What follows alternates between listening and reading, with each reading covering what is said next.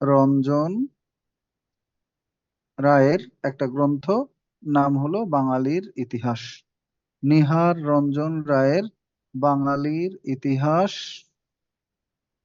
গ্রন্থে, নিহার রঞ্জন রায়ের বাঙালির ইতিহাস গ্রন্থে এইখানে সর্বপ্রথম আমাদের প্রাচীন বঙ্গ জনপদের সীমানাটা সম্পর্কে, কতখানি এরিয়া নিয়েছিল এটা সম্পর্কে উল্লেখ করা হয়েছে। এটাই পরীক্ষায় প্রশ্ন আসে, প্রাচীন বঙ্গ জনপদের সীমানা উল্লেখ করা হয় কোথায়?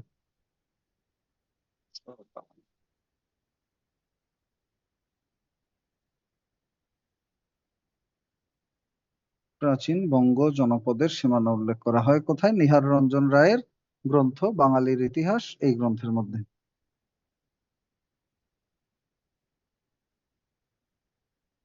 ওকে, নেক্সট আসেন পরের যেটা নিয়ে আমরা কথা বলবো, সেটা হলো আমাদের প্রাচীন শাসনামল। এইখানে যাওয়ার আগে প্রাচীন জনপদ সমূহ নিয়ে একটু কথা বলবো। এই যে এখানে আমরা একটা কথা লিখলাম, প্রাচীন বঙ্গ জনপদের সীমানা উল্লেখ পাওয়া যায়। তো জনপদ কাকে বলে? যেখানে মানুষ জীবন ধারণের জন্য প্রয়োজনীয় উপকরণ সহজলভ্য হওয়ার কারণে একত্রে এসে বসবাস করে, এরকম একটা জায়গাকে বলা হয় একটা জনপদ। তো প্রাচীন জনপদ সমূহ নিয়ে আমরা এরপরের আলোচনাটা করব। হেডিং লিখবেন প্রাচীন জনপদ সমূহ। জনপদ সমূহ, এখান থেকে একটা প্রশ্ন মোটামুটি প্রতি বছরই প্রায় আসে। দুই একবার হয়তো মিস গেছে, বাট প্রায় প্রতি বছরই ওনারা দেওয়ার চেষ্টা করে প্রাচীন জনপদ নিয়ে প্রশ্ন। তো এখন এই যে আমাদের প্রাচীন জনপদ সমূহ, এটা সম্পর্কে পড়তে হলে প্রথমে আপনাকে বাংলাদেশের একটা মানচিত্র একটু বড় করে ছোট, অথবা ছোট করে বড় একটা মানচিত্র আগায় নিতে হবে বাংলাদেশের। ভালো মন্দ কিছুই আসে যায় না, মোটামুটি আপনার কাজ চলার মতো হলেই হলো।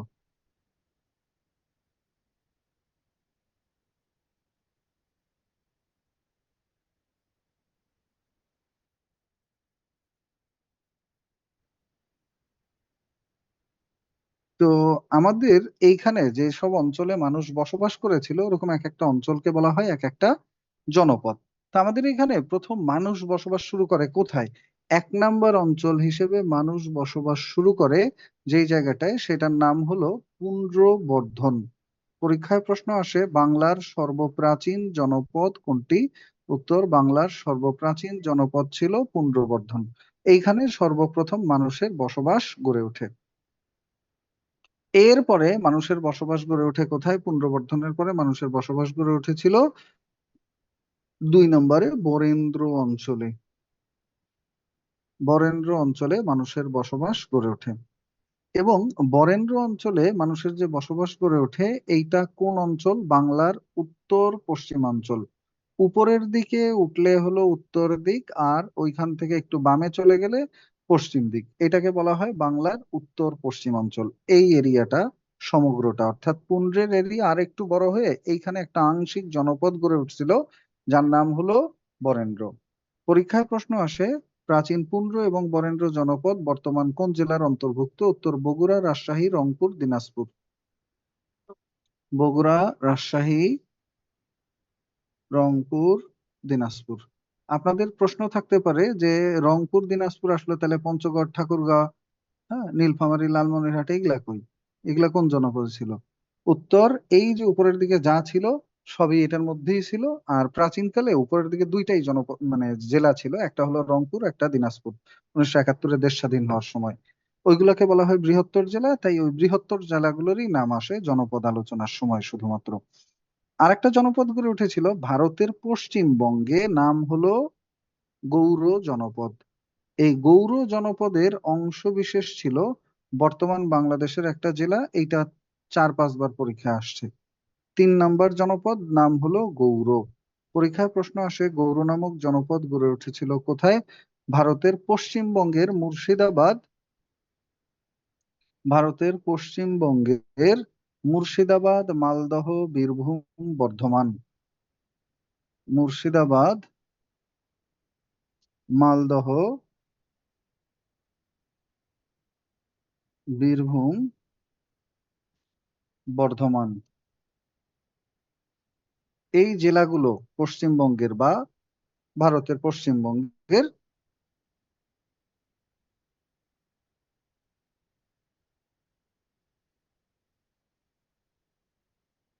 ওকে, এটার অংশবিশেষ ছিল বর্তমান বাংলাদেশের কোন জেলা? এটা পরীক্ষা আসে। এটার অংশবিশেষ ছিল বর্তমান বাংলাদেশের চাঁপাই নবাবগঞ্জ জেলা।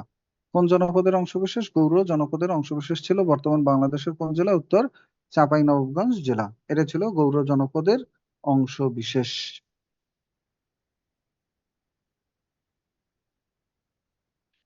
নেক্সট হলো, গৌড়ের পরে যে জনপদটা গড়ে উঠেছিল, এটা গড়ে উঠেছিল বাংলার মধ্যবর্তী অঞ্চলটা, একেবারে ময়মনসিংহ যে জেলা, ওটার শেষ মাথা থেকে শুরু করে নিচের দিকে একেবারে বঙ্গোপসাগর পর্যন্ত অঞ্চল। এইটার নাম ছিল বঙ্গ জনপদ। পরীক্ষায় প্রশ্ন আসে, বর্তমান বাংলাদেশের রাজধানী ঢাকা প্রাচীন কোন জনপদের অন্তর্ভুক্ত ছিল? উত্তর ঢাকা, ফরিদপুর, বরিশাল এবং পটুয়াখালী। ঢাকা, ফরিদপুর, বরিশাল এবং পটুয়াখালী। ঢাকা, ফরিদপুর, বরিশাল এবং পটুয়াখালী। ঢাকা, ফরিদপুর, বরিশাল, পটুয়াখালী। এই জেলাগুলো নিয়ে গড়ে উঠেছিল বঙ্গরামের জনপদ। বঙ্গের পাশে আরেকটা জনপদ গড়ে উঠেছিল যেটার নাম হলো সমতট। কুমিল্লা এবং নোয়াখালী এই দুইটা জেলা ছিল আগে এই এরিয়াটার মধ্যে। নাম হলো সমতট। পরীক্ষা প্রশ্ন আসে, সমতট নামক জনপদ গড়ে উঠেছিল কোথায়? উত্তর কুমিল্লা ও নোয়াখালী জেলাকে কেন্দ্র করে গড়ে ওঠে সমতট নামের জনপদ। কুমিল্লা ও নোয়াখালী জেলাকে কেন্দ্র করে গড়ে উঠেছিল সমতট নামের জনপদটি। নেক্সট আসেন, এরপরে যেটা গড়ে উঠেছিল একেবারে সর্বশেষ, আমাদের বাংলাদেশের যে পাহাড়ি অঞ্চলটা আছে, এই পাহাড়ি অঞ্চলটাকে কেন্দ্র করে গড়ে উঠেছিল আর একটা জনপদ যেটার নাম হলো হরিকেল। এই শেষ মাথার যে পাহাড়ি অঞ্চল, এটা নিয়ে গড়ে উঠেছিল আমাদের 6 নম্বর জনপদ। নাম হলো হরিকেল। হরিকেল গড়ে উঠেছিল সিলেট, চট্টগ্রাম এবং পার্বত্য চট্টগ্রাম জেলাকে কেন্দ্র করে। অর্থাৎ এখন যেটা সিলেট বিভাগ, সিলেট, মৌলভীবাজার, সুনামগঞ্জ, হবিগঞ্জ, এগুলা সব নিয়ে একটাই জেলা ছিল, নাম ছিল এই সিলেট জেলা, এবং এইটা ছিল চট্টগ্রাম বিভাগের অধীন একটা জেলা। তো এই সিলেট, চট্টগ্রাম এবং পার্বত্য চট্টগ্রাম প্রাচীনকালে কোন জনপদের অন্তর্ভুক্ত ছিল? উত্তর হলো হরিকেল। পার্বত্য চট্টগ্রাম জেলাটা ভেঙেই আমাদের 3টা জেলা হয়েছে এখনকার: খাগড়াছড়ি, রাঙামাটি এবং বান্দরবান। খাগড়াছড়ি, রাঙামাটি, বান্দরবান 3টা জেলাকে কেন্দ্র করে গড়ে উঠছে।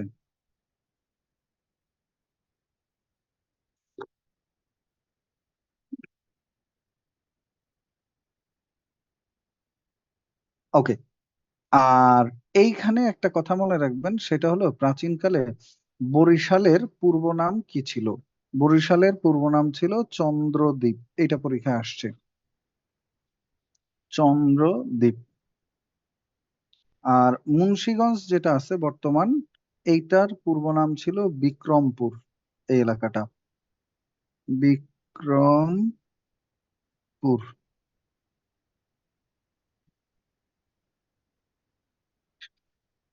তো প্রাচীনকালে বাংলায় মোট জনপদ ছিল কতটি? এরকম একটা প্রশ্ন আসে। প্রাচীনকালে বাংলায় মোট জনপদ ছিল 16টি। প্রাচীনকালে বাংলায় মোট জনপদ ছিল কতটি? উত্তর প্রাচীনকালে বাংলায় মোট জনপদ ছিল 16টি। প্রাচীনকালে বাংলায় মোট জনপদ ছিল কতটি? উত্তর 16টি। এই 16টার মধ্যে যেই 6টা আমাদের বাংলাদেশ বা তার সীমানার আশপাশে পড়ছে সেগুলো আমরা লিখলাম, ওই কটাই যথেষ্ট। প্রাচীনকালে বাংলায় মোট জনপদ ছিল কতটি? উত্তর 16টি।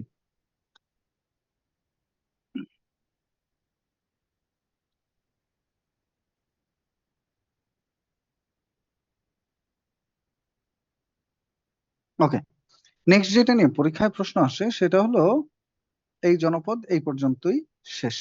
সেটা হলো প্রাচীন শাসনামল। প্রাচীন শাসনামল বলতে আমাদের বিভিন্ন বইপত্র যেগুলো আছে ইতিহাসের, সেখানে প্রাচীন শাসনামল সম্পর্কে কি কি দেওয়া আছে ওর মধ্যে গুরুত্বপূর্ণ অংশগুলো নিয়ে আলোচনা আছে। তো সিনেমা যেরকম শুরু হয় না, পর্দা সরে গেলে হঠাৎ করেই একটা দৃশ্য শুরু হয়, তো প্রাচীন শাসনামলের ইতিহাসটা আমাদের বইপত্রে শুরু হয়েছে গঙ্গারিডাই নামে একটা শক্তিশালী জাতিকে দিয়ে। গঙ্গারিডাই কি? গঙ্গারিডাই হলো একটা শক্তিশালী জাতি। গঙ্গারিডাই কি একটা শক্তিশালী জাতি। এই জাতি বসবাস করতে হলো গঙ্গা ও ভাগীরথী নদী, এই দুইটা নদীর মধ্যবর্তী অঞ্চলে। গঙ্গা ও ভাগীরথী নদীর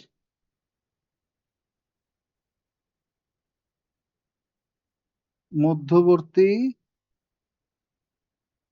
অঞ্চলে এদের বাস ছিল। আর এই গঙ্গারিডাই যে জাতিটা, ওদের রাজধানী ছিল বঙ্গ নামের একটা এলাকায়।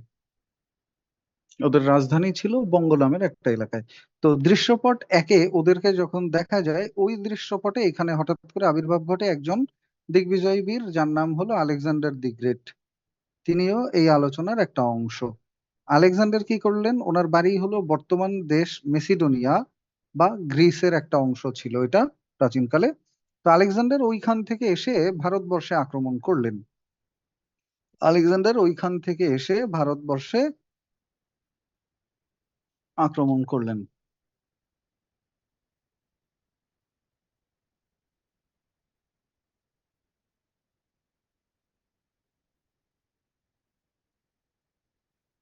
আলেকজান্ডার সম্পর্কে তিনটা তথ্য পরীক্ষা আসে। আলেকজান্ডার ভারতবর্ষ আক্রমণ করেন কবে? আলেকজান্ডার ভারতবর্ষ আক্রমণ করেন খ্রিস্টপূর্ব 327 অব্দে। প্রশ্ন আসে, আলেকজান্ডার ভারতবর্ষ আক্রমণ করেন কবে? উত্তর, খ্রিস্টপূর্ব 327 অব্দে।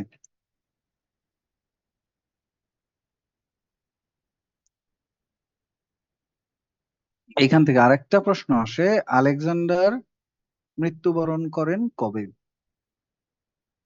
মৃত্যুবরণ করেন খ্রিস্টপূর্ব 323 অব্দে। খ্রিস্টপূর্ব 323 অব্দে আলেকজান্ডার মৃত্যুবরণ করেন। পরীক্ষার প্রশ্ন আসে, আলেকজান্ডার মৃত্যুবরণ করেন কবে? উত্তর, খ্রিস্টপূর্ব 323 অব্দে।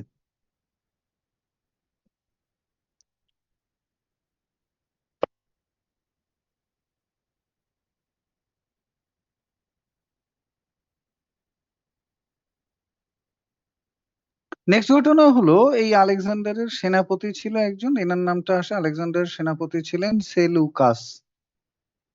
স্যার আর এখানে পূর্ব কি উল্টো গণনা হয়?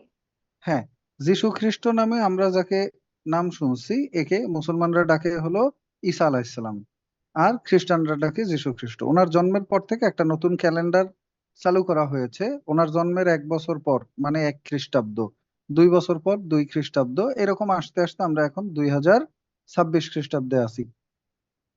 এটা হলো খ্রিস্ট অব্দ, কিন্তু এর আগের সময়টার হিসাব আমরা জানি না, ঠিক কত আগে, কত বছর, কি কি এইগুলো জানি না। তো যেহেতু জানি না, তো এর 1 বছর পিছনে গেলে যীশু খ্রিস্টের জন্মের, এটাকে বলা হয় 1 খ্রিস্টপূর্ব অব্দ, অর্থাৎ খ্রিস্টের জন্মের 1 বছর আগে। 2 বছর আগে 2 খ্রিস্টপূর্ব অব্দ। যীশু খ্রিস্টের জন্মের 323 বছর আগেরটা আগে ঘটছে নাকি এইটা আগে ঘটছে? 323 বছর আগে। যীশু খ্রিস্টের জন্মের 327 বছর আগে, তাহলে কোনটা আগে ঘটলো? আগে 327, পরে 323।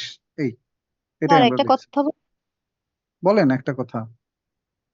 স্যার ওই যে লেকচার শিটের মধ্যে লেখা আছে যে কি খ্রিস্টপূর্ব 325 অব্দে উনি মৃত্যুবরণ করেন। আচ্ছা, কেটে দিয়ে 323 লিখে দেন, ওটা ভুল তথ্য। Thank you. ওকে, এরপরে যেটা আছে, বলেন। ওই মুখস্থ যে যার মতো।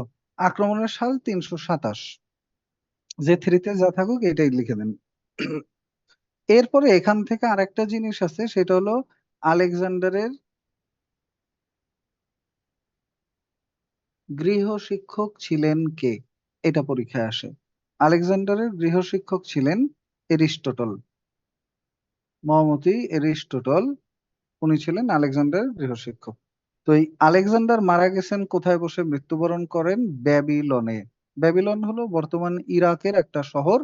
উনি আক্রমণ করে ভারতবর্ষ দখল করে এরপর ওইদিকে যান, ওইদিকে গিয়ে এইটা দখল করেন।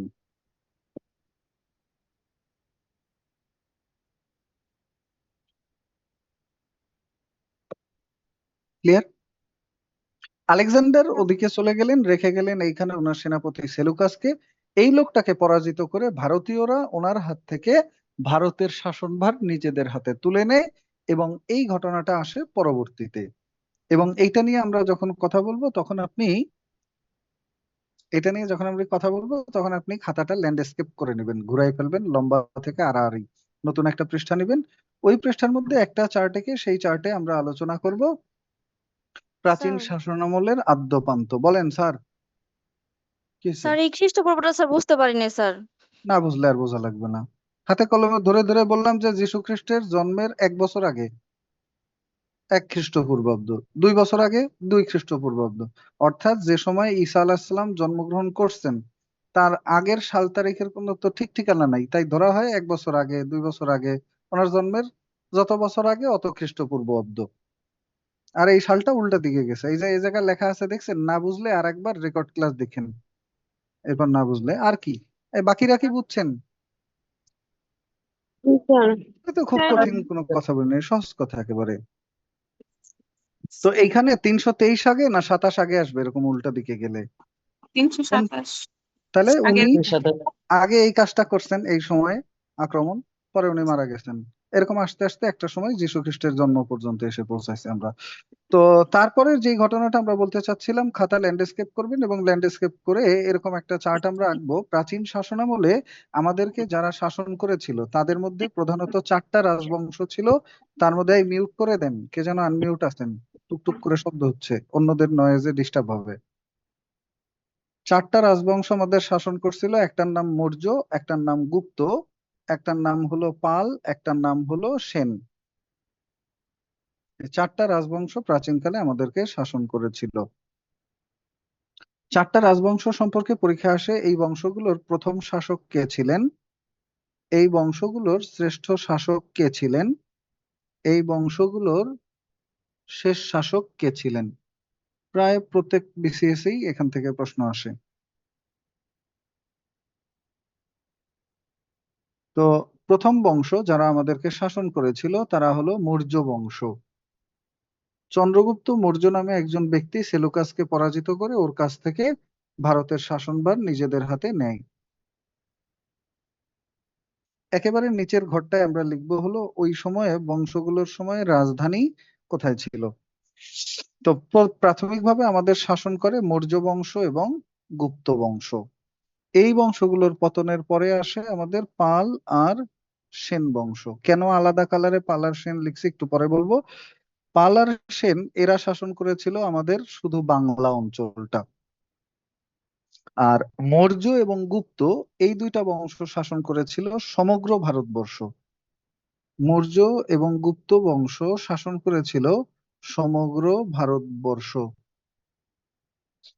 মৌর্য এবং গুপ্ত বংশ শাসন করেছিল সমগ্র ভারতবর্ষ।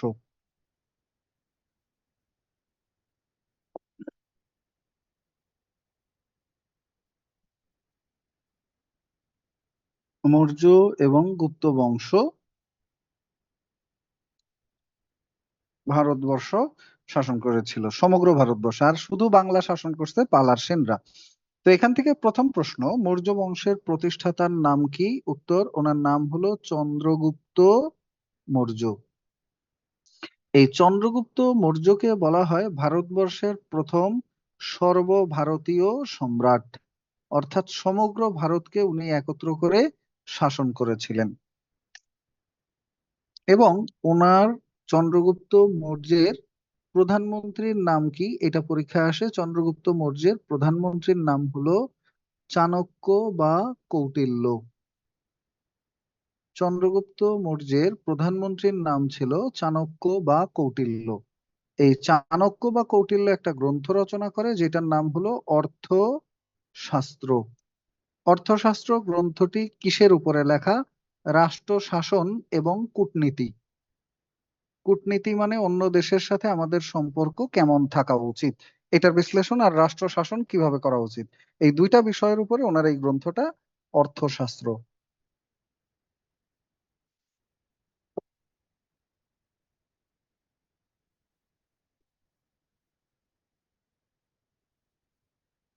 পরীক্ষায় প্রশ্ন আসে অর্থশাস্ত্র গ্রন্থটি রচনা করেন কে?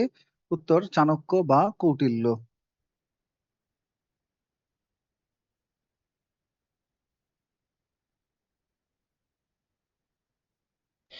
স্যার শাসন ও কূটনীতি কেন লিখছেন?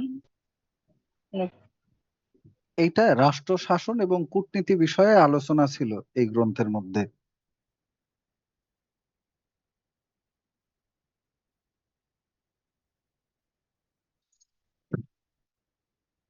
আর এইখানে একটা কথা লিখবেন, ওনার সময়ে একজন পরিব্রাজক আসেন ভারতবর্ষে। পরিব্রাজক মানে পর্যটক বা ভ্রমণকারী, যার নাম হলো মেগাস্তিনিস। ভারতবর্ষে যে সকল পরিব্রাজকরা এসেছিলেন তার মধ্যে সর্বপ্রথম আসেন এই মেগাস্তিনিস। উনি ছিলেন একজন গ্রিক পরিব্রাজক। পরিব্রাজক মেগাস্তিনিস, উনি ভারতবর্ষে আসা পরিব্রাজকদের মধ্যে প্রথম পরিব্রাজক ছিলেন।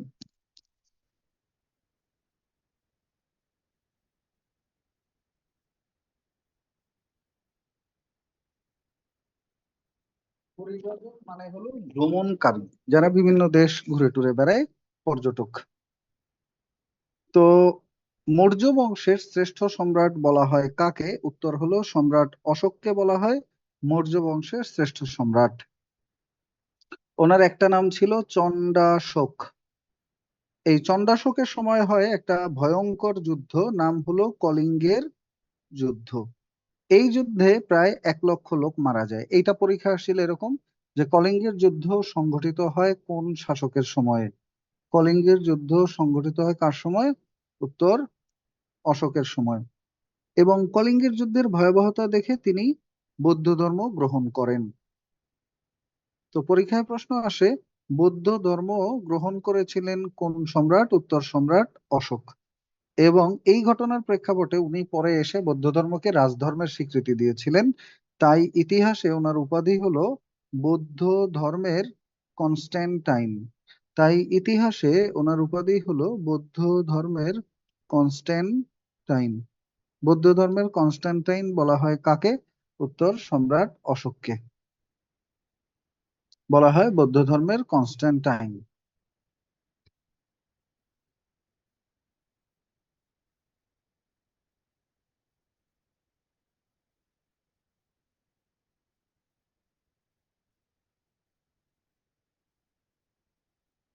বৌদ্ধ ধর্মের কনস্ট্যান্টাইন।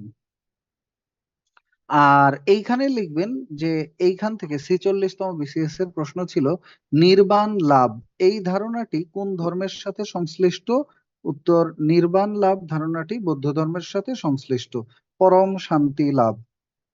আর বৌদ্ধ ধর্মের মূল কথা কি? এরকম একটা টার্ম মাঝে মধ্যে আসে। বৌদ্ধ ধর্মের মূল কথা হলো অহিংসা পরম ধর্ম। এটা পরীক্ষা আসে যে বৌদ্ধ ধর্মের মূল কথা কি? অহিংসা পরম ধর্ম। জীব হত্যা মহাপাপ, ওরা মশা মাছি মারাকেও পাপ মনে করে। আর চণ্ডাশোকটা কি বললেন? ওনার উপাধি, অশোকের উপাধি ছিল চণ্ডাশোক।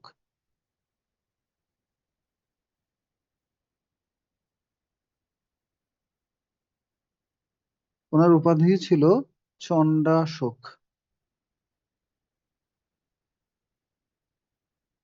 যাই হোক, এই বংশের শেষ শাসক যিনি, তার নাম বৃহদ্রথ। স্যার নির্বাণ লাভ বৃহদ্রথ মানেটা কি ছিল? পরম শান্তি লাভ, এই ধর্মের আচ্ছা, মূল কথা আর কি। এটা 46তম বিসিএসে আসছিল। নির্বাণ লাভ ধারণাটি কোন ধর্মের সাথে সংশ্লিষ্ট? উত্তর বৌদ্ধ ধর্মের সাথে সংশ্লিষ্ট। এবং এই বংশের শেষ শাসক বৃহদ্রথ। আর এই বংশের সময় রাজধানী ছিল কোথায়? উত্তর হলো এই বংশের সময় রাজধানী ছিল পাটলিপুত্র। এবং আমাদের এই মৌর্য বংশ আর গুপ্ত বংশ দুই বংশের সময় ভারতের কেন্দ্রীয় রাজধানী একই জায়গায় ছিল। উত্তর হলো পাটলিপুত্র। এটা হলো কেন্দ্রীয় রাজধানী। আর একটা হলো প্রাদেশিক রাজধানী। একটা বড় সাম্রাজ্যের অধীনে ছোট ছোট অনেকগুলো রাজ্য থাকে, প্রত্যেকটা রাজ্যের একটা স্বাধীন আলাদা রাজধানী থাকে। তো আমাদের এইখানে রাজধানী আছে কোথায় জানেন? আমাদের এইখানে রাজধানী আছে যেমন ভারতের পশ্চিমবঙ্গ, এটা একটা রাজ্য। এই রাজ্যটার একটা আলাদা রাজধানী আছে, নাম হলো কলকাতা। ওরকম আমাদের বাংলারও একটা আলাদা রাজধানী ছিল, সেটা হলো প্রাদেশিক রাজধানী। ওই সময়ে প্রাদেশিক রাজধানী ছিল পুণ্ড্রনগর। দুই ধর্মের মানে দুই বংশের সময় একই জায়গায় রাজধানী ছিল। কেন্দ্রীয় রাজধানী ছিল পাটলিপুত্র, আর আমাদের বাংলার প্রাদেশিক রাজধানী ছিল পুন্ড্রনগর। মৌর্য এবং গুপ্ত দুইটা বংশের সময়ই সেম রাজধানী ছিল, পরিবর্তন হয়নি।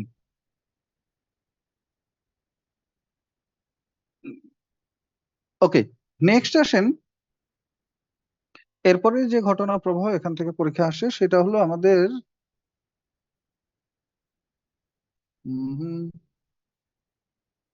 গুপ্ত বংশ। গুপ্ত বংশের প্রতিষ্ঠাতার নাম হলো বেসিক্যালি শ্রীগুপ্ত। উনি হলো যে রাজার পিতা, সেই রাজা মূলত সাম্রাজ্য বানাইছে, আর এই লোকটা এসে এই অঞ্চলে বসবাস শুরু করছে। ওনার ছেলের নাম হলো প্রথম চন্দ্রগুপ্ত। মূলত গুপ্ত সাম্রাজ্য প্রতিষ্ঠা করছে প্রথম চন্দ্রগুপ্ত। তবে যদি অপশনে দুইজনেরই নাম থাকে তখন শ্রীগুপ্তকে ধরা হয় উত্তর হিসেবে, কারণ ওনার পিতা প্রথমে এখানে এসে বসবাস শুরু করছে, তবে সেটা ছোট একটা এলাকায়। ওইটা আস্তে আস্তে বড় বড় বড় করে এক্সপ্যান্ড করে একটা সাম্রাজ্য বলতে যা বোঝায় সেটা বানাইছে ওনার ছেলে প্রথম চন্দ্রগুপ্ত।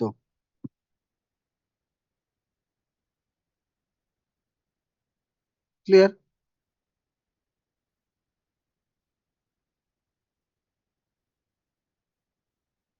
ওকে, নেক্সট যে ঘটনা এর মধ্যে আমরা দেখতে পাই সেই ঘটনা প্রবাহে শ্রীগুপ্ত এবং প্রথম চন্দ্রগুপ্ত ছাড়াও এখানে একটা কথা লিখবেন, গুপ্ত সাম্রাজ্যকে বলা হয় প্রাচীন ভারতের স্বর্ণযুগ। এই প্রশ্নটা 43তম বিসিএস প্রিলিমিনারি প্রশ্ন। প্রাচীন ভারতের স্বর্ণযুগ বলা হয় কোন শাসনামলকে? উত্তর প্রাচীন শাসনামল। ভারতের স্বর্ণযুগ বলা হয় গুপ্ত শাসনামলকে। এই সময়কাল ছিল প্রাচীন ভারতের স্বর্ণযুগ।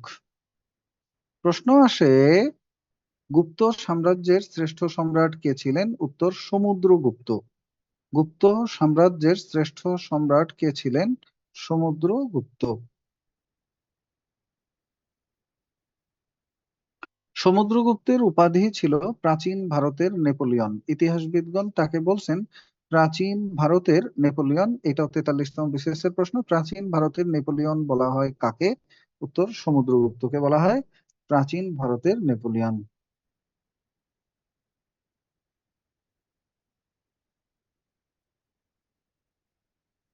হ্যাঁ হ্যাঁ, বলেন।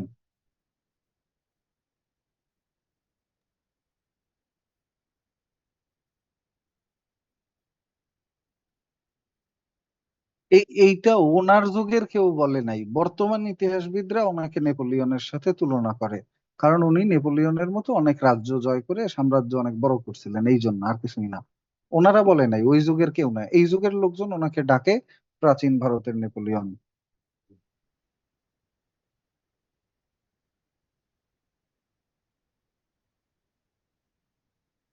না, এটা লোকজনের ইতিহাসবিদদের কাজ, এইখানে ওনারা কেন ডাকছে এইটা আমরা বলে লাভ আছে? আপনি যেটা বলছেন সেটার তো যুক্তি আছে যে তুলনা করলে ওনার সাথে নেপোলিয়ন রে তুলনা করবে, নেপোলিয়নের সাথে ওনারা উল্টা দিকে টেনে নিয়ে তুলনা করার দরকার কি?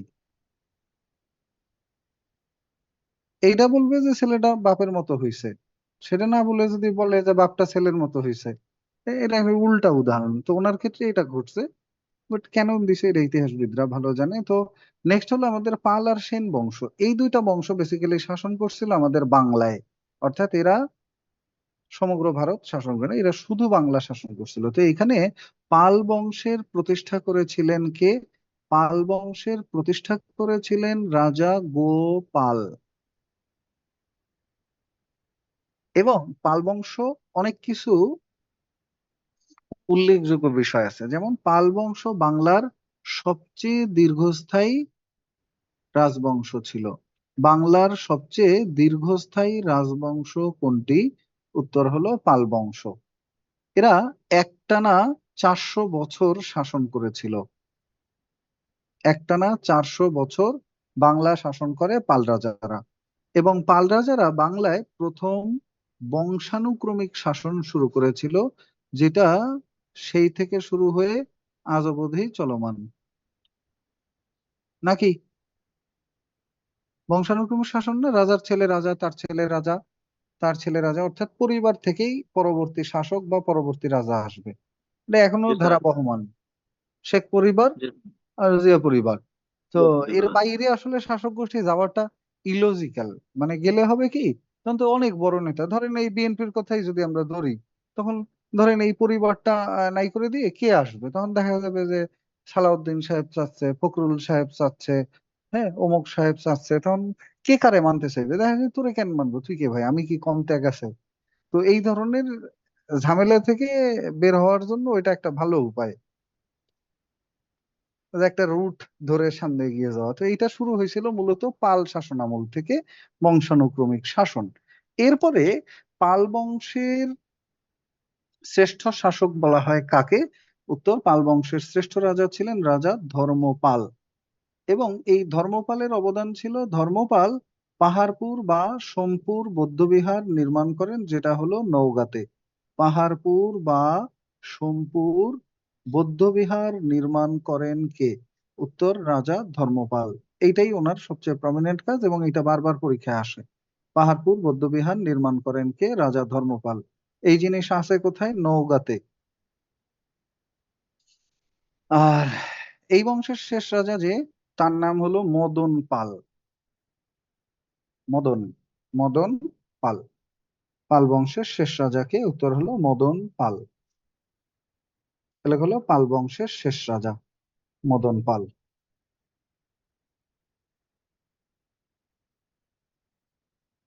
এর পরীক্ষায় প্রশ্ন আসে, পাল বংশের শেষ রাজাকে?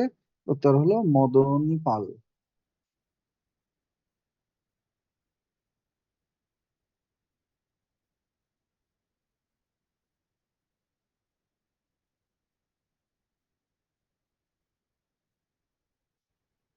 ক্লিয়ার? ওকে। তো সেন বংশ আসে এরপর। পাল বংশের সময় রাজধানী ছিল কোথায়? উত্তর, পাহাড়পুর। নওগাঁ এবং এর আশপাশের যে অঞ্চলটা, এটা ওই সময় বাংলার রাজধানী ছিল, পাহাড়পুর। আর সেন বংশের রাজধানী ছিল কোথায়, এবং সেন বংশের সময় কি ছিল, এটা নিয়ে কথা বলবো। তো সেন বংশের সময় রাজধানী ছিল হলো নদিয়া। এখানে আর একটা কথা লিখবেন, পাল রাজারা ছিল বৌদ্ধ ধর্মাবলম্বী। এটা পরীক্ষায় আসে, পাল রাজারা কোন ধর্মাবলম্বী ছিলেন? উত্তর, বৌদ্ধ। বাংলা সাহিত্যের মধ্যে পড়ছেন, চর্যাপদ যারা রচনা করছিল ওরা পাল রাজাদের সময় এটা রচনা করছিল। এবং চর্যাপদ হলো বৌদ্ধ সহজিয়াদের ধর্মীয় সঙ্গীত। আর সেন, সেন সম্পর্কে যদি আমরা বলি, সেন বংশের প্রতিষ্ঠাতাকে?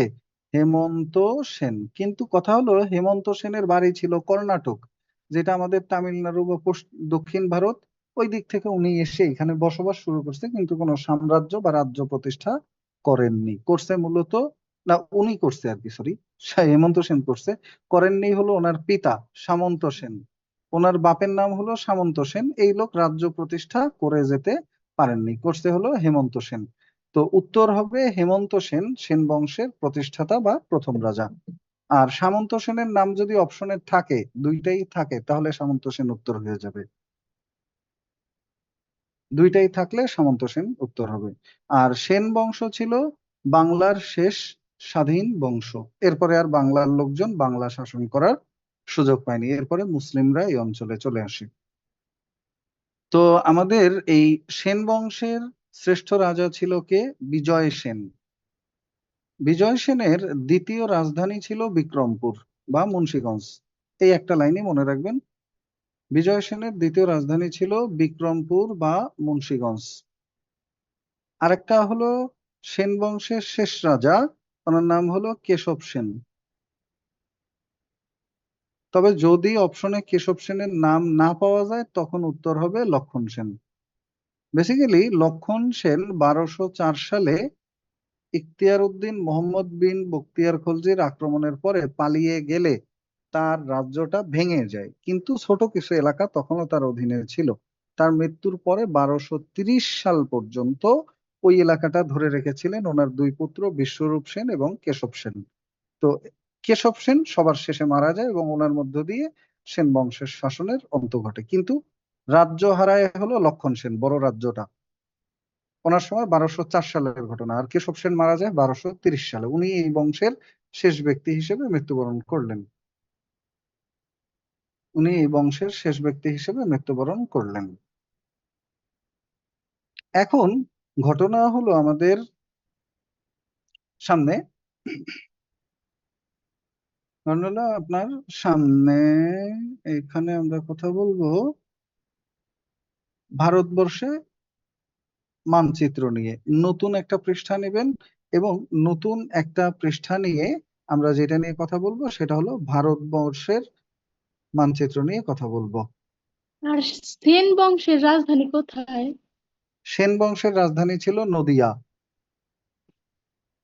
এইখানে দেখেন আমার সাথে এরকম একটা ছোট করে বড় মানচিত্র আবার একটু আঁকায় নেবেন।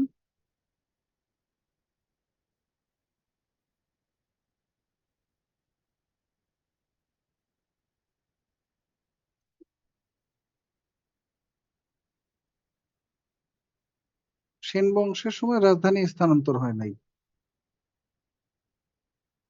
ওরা ছিল সনাতন ধর্মাবলম্বী। এটা একটু লিখে নিন মনে করে। সেন রাজারা ছিলেন সনাতন ধর্মাবলম্বী, বা সেন বংশের রাজারা ছিলেন সনাতন ধর্মাবলম্বী। এইটা হলো আমাদের প্রাচীন ভারতবর্ষের একটা মানচিত্র। প্রাচীনকালে ভারতবর্ষ বলতে এই সমগ্র এলাকাকে একত্রে বোঝাতো।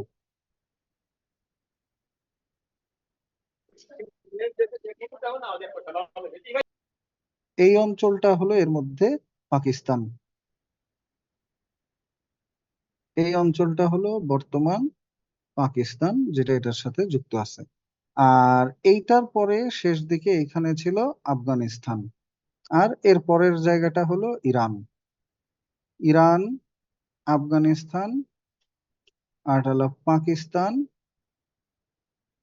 আর এইদিকে হলো এইটা ভারতবর্ষ বা ভারত। আর এইটার মধ্যের একটা অঞ্চল হলো আমাদের বর্তমান বাংলাদেশ। এইটার মধ্যের একটা গুরুত্বপূর্ণ অঞ্চল ছিল আমাদের বর্তমান বাংলাদেশ। এই যে মোটামুটি এরকম একটা জায়গায়। তো আমাদের বর্তমান বাংলাদেশ এবং সাথে ভারতের পশ্চিমবঙ্গ এবং সাথে ভারতের মেঘালয়, আসাম, ত্রিপুরা, মিজোরাম, হাবিজাবি যা যা আছে, এইটা মূলত আগে একটাই রাজ্য ছিল, নাম ছিল আসাম। এই সবটা অঞ্চল মিলে একত্রে নাম ছিল বাংলা। অর্থাৎ এই বিস্তীর্ণ সবুজ কালির মধ্যে সমগ্র এলাকার নাম ছিল প্রাচীনকালে বাংলা। আরেকটা এইখানে গড়ে উঠেছিল দিল্লি সালতানাত। তো দুইটা সালতানাতের ইতিহাস কন্টেম্পোরারি আমরা আলোচনা করব। একটা হলো বাংলা নিয়ে, একটা হলো দিল্লি নিয়ে আলোচনা করব। মানচিত্র আশা করি আঁকতে পারছেন। আঁকা হলে আমাদের এইদিকে আরেকটা দেশ আছে না এখন বর্তমান, শ্রীলঙ্কা, এইটাও ভারতবর্ষের অন্তর্ভুক্তই একটা রাষ্ট্র ছিল। এরপর মায়ানমারও একসময় ভারতবর্ষের মধ্যে অন্তর্ভুক্ত ছিল। নেপাল একসময় ভারতবর্ষের মধ্যেই অন্তর্ভুক্ত ছিল। তো এই জন্য এটাকে ভারতীয় উপমহাদেশও বলা হয়, মহাদেশ না বলে উপমহাদেশ, ছোট সাইজের মহাদেশ। তো এই ছবিটা আমাদের আবারও লাগবে। এই ছবিটার মধ্যে কিছু কথা বলি। সেটা হলো আমাদের মৌর্য বংশ এবং গুপ্ত বংশ, এই দুইটা বংশ সমগ্র ভারত শাসন করেছে, যেটাকে আমরা বললাম সর্বভারতীয় সাম্রাজ্য। এই সাম্রাজ্যে হঠাৎ করে একদিন আক্রমণ হয় হুন নামক একটা জাতির। এরা হলো মধ্য এশিয়ার একটা যাযাবর জাতি। এই জাতিটার আক্রমণ হলে এই আমাদের গুপ্ত সাম্রাজ্য ভেঙে যায়। ওদের সময় এরা আক্রমণ করছিল। তো গুপ্ত সাম্রাজ্য ভেঙে গেলে কি হয়, সাম্রাজ্যের অধীনে ছোট ছোট অনেক রাজ্য থাকে, যেখানে রাজারা ওই সম্রাটকে ট্যাক্স দিয়ে তার আন্ডারে থাকতে রাজি হয়। যখন রাজারই সাম্রাজ্য ভেঙে যায় তখন তো যে যার সুযোগ খোঁজে। তো এই সুযোগ খোঁজারই একটা পর্যায়ে বাংলা এই সময়টাতে এসে গৌড় রাজ্য যেটা, এই রাজ্যের রাজা হিসেবে আত্মপ্রকাশ ঘটে রাজা শশাঙ্কের। এবং রাজা শশাঙ্ককে বলা হয় বাংলার প্রথম স্বাধীন বাঙালি রাজা। গৌড় রাজ্যে ওনার আত্মপ্রকাশ ঘটেছিল। পরীক্ষায় প্রশ্ন আসে, প্রথম স্বাধীন বাঙালি রাজা বলা হয় কাকে? উত্তর, প্রথম স্বাধীন বাঙালি রাজা বলা হয় রাজা শশাঙ্ককে। প্রথম স্বাধীন বাঙালি রাজা বলা হয় কাকে? উত্তর, রাজা শশাঙ্ককে বলা হয় প্রথম স্বাধীন বাঙালি রাজা।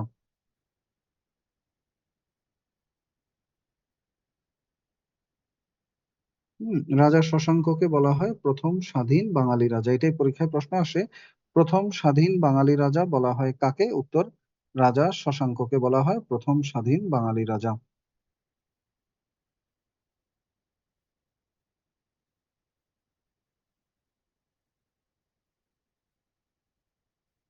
রাজা শশাঙ্ককে বলা হয় প্রথম স্বাধীন বাঙালি রাজা।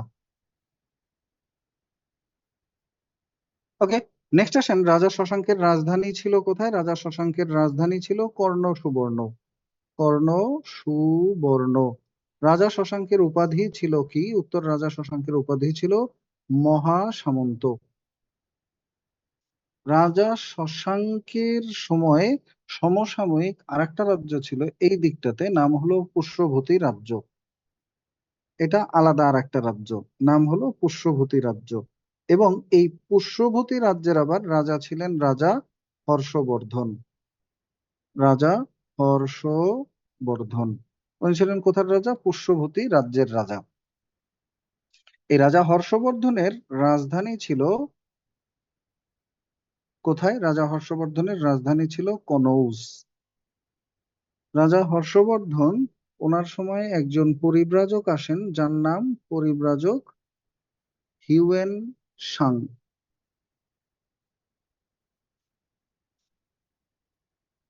এবং ওনার সময় নালন্দা বিহার নামে একটা জায়গা আছে পশ্চিমবঙ্গের ওই পারে, ওই হর্ষবর্ধনের যে রাজ্য পুষ্যভূতিতে, ওই নালন্দা বিহার জ্ঞান বিজ্ঞানের কেন্দ্র হয়। এটা উনি বানায় নাই, বানায় রাখছিল আর এক রাজা, প্রতিষ্ঠা করছিল রাজা কুমারগুপ্ত। নালন্দা বিহার কুমারগুপ্ত প্রতিষ্ঠা করেছিলেন। এই নালন্দা বিহার জ্ঞান বিজ্ঞানের কেন্দ্র হয় কার সময়? উত্তর, নালন্দা বিহার জ্ঞান বিজ্ঞানের কেন্দ্র হয়ে ওঠে রাজা হর্ষবর্ধনের সময়। আর এই নালন্দা বিহারের পরিচয় কি? এটা ছিল পৃথিবীর প্রাচীনতম বিশ্ববিদ্যালয়। পৃথিবীর প্রাচীনতম বিশ্ববিদ্যালয় কোনটি? 48তম BCS এ প্রিলিমিনারিতে আসছিল এই প্রশ্নটা। পৃথিবীর প্রাচীনতম বিশ্ববিদ্যালয় নালন্দা বিশ্ববিদ্যালয়। তো এই যে দুইটা রাজ্যের আমরা আলাপ করতেছি, এগুলো বাংলা এবং এর পার্শ্ববর্তী অঞ্চলের আলোচনা। ওইদিকে ভারতে এরপরে কি হয়েছে? স্যার কুমার গুপ্তর পরে কি লিখছেন? জ্ঞান বিজ্ঞানের কেন্দ্র লিখছি। কুমারগুপ্ত জ্ঞান বিজ্ঞানের কেন্দ্র হয়ে ওঠে এই সময়।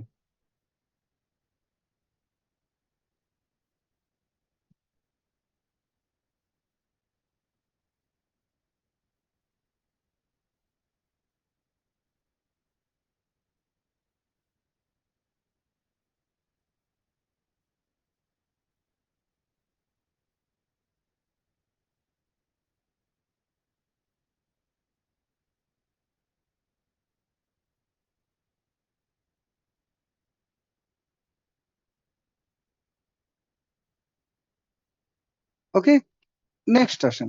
এরপরে এই দুইটা লোক, অর্থাৎ শশাঙ্ক মারা গেলেন, এরপরে হর্ষবর্ধন মারা গেলেন।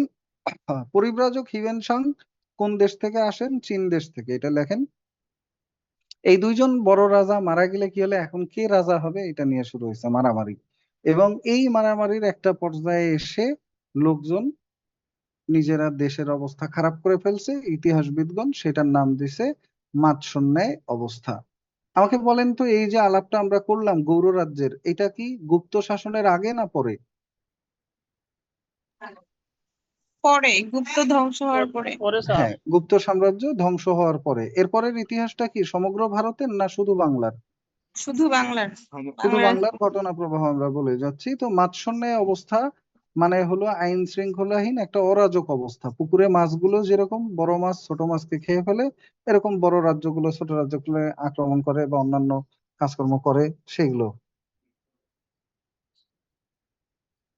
পরেরটা মাৎসন্যায় অবস্থা কখন দেখা যায়? সপ্তম থেকে অষ্টম শতকের মাঝামাঝি সময়ে। সপ্তম থেকে অষ্টম শতকের মাঝামাঝি সময়ে দেখা যায় মাৎসন্যায় অবস্থা। সময়কালটা ছিল 650 থেকে 750 খ্রিস্টাব্দ পর্যন্ত। 650 থেকে 750 খ্রিস্টাব্দ পর্যন্ত সময়কাল ছিল এটা। 650 থেকে 750 খ্রিস্টাব্দ পর্যন্ত সময়কাল ছিল মাৎসন্যায় অবস্থার সময়কাল। এবং এই মাৎসন্যায় অবস্থাটা যখন চলছিল বাংলায়, তখন এই শাসন চলছিল পাল তাম্র শাসনামল। পাল তাম্র শাসনামল বলা হয় এই সময়কালটাকে। অর্থাৎ এই সময় পাল রাজারা বাংলার ছোট কয়েকটা অঞ্চল শাসন করছিল, ওরা ওদের শাসনের যে বিধিবিধান নিয়ম কানুন তামার পাতে খোদাই করে লিখে টানায় রাখতো। দ্যাটস ওয়াই ওদের এই শাসনটাকে পাল তাম্র শাসন বলা হয়। আর এরকম 60টি তাম্রলিপি পাওয়া গেছে। কতটি তাম্রলিপি পাওয়া গেছে? এটা একটা বিসিএস এ প্রশ্ন আসছিল। 60টি তাম্রলিপি পাওয়া গেছে। এবং এই 60টি তাম্রলিপি পাওয়া গেছে কোথায়? উত্তর বগুড়ার মহাস্থানগড়।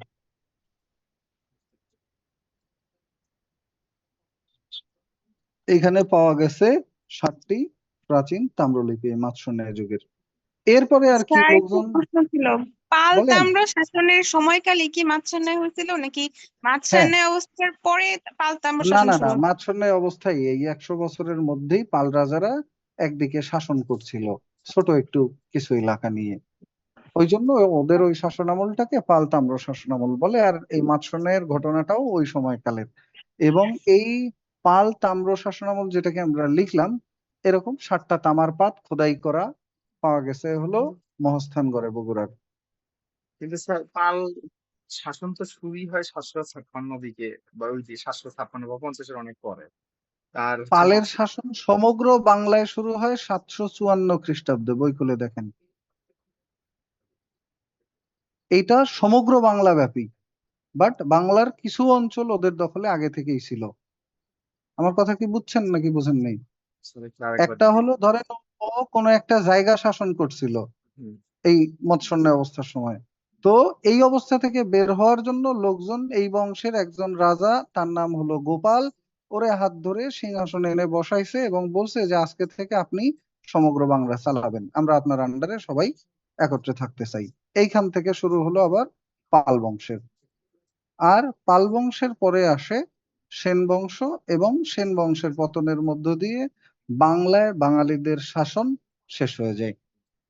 এরপরে বাংলায় ঢুকে পড়ে যারা, তারা হলো মুসলিম শাসকরা।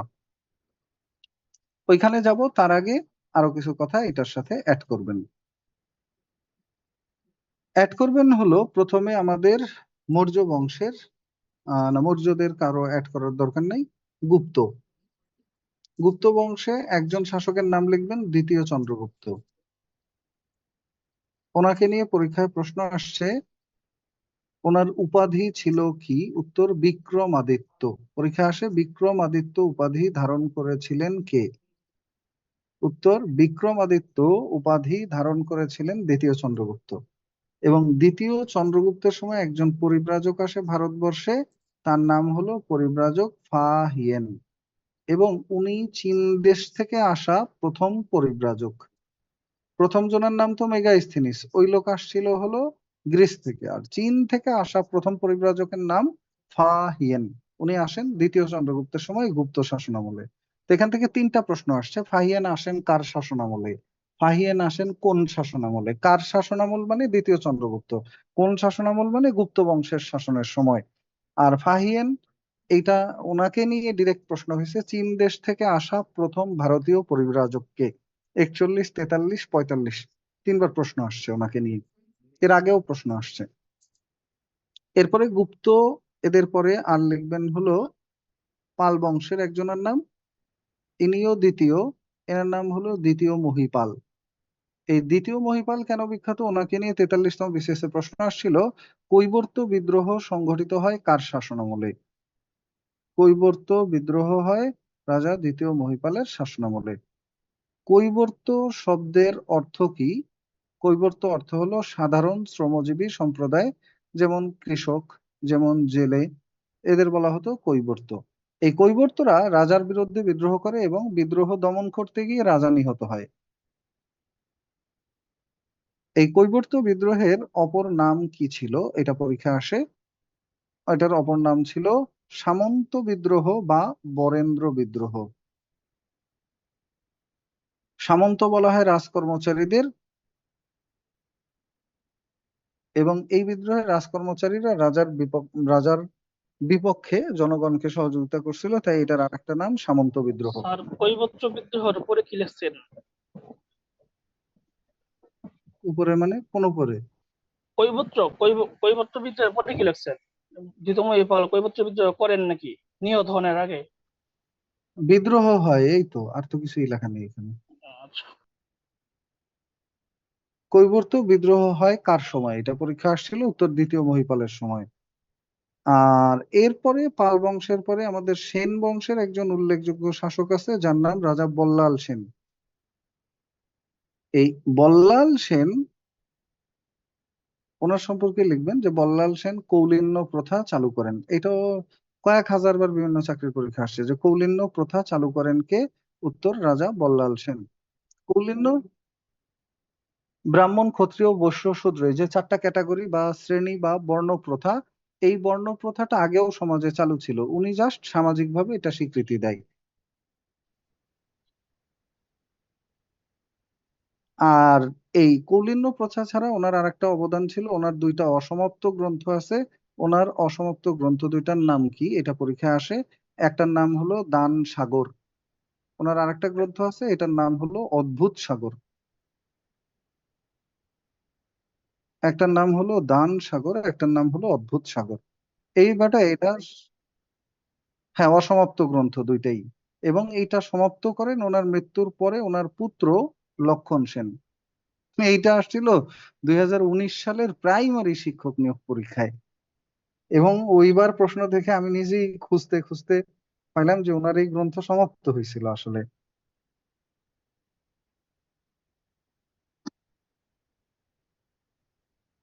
তো বল্লাল সেনের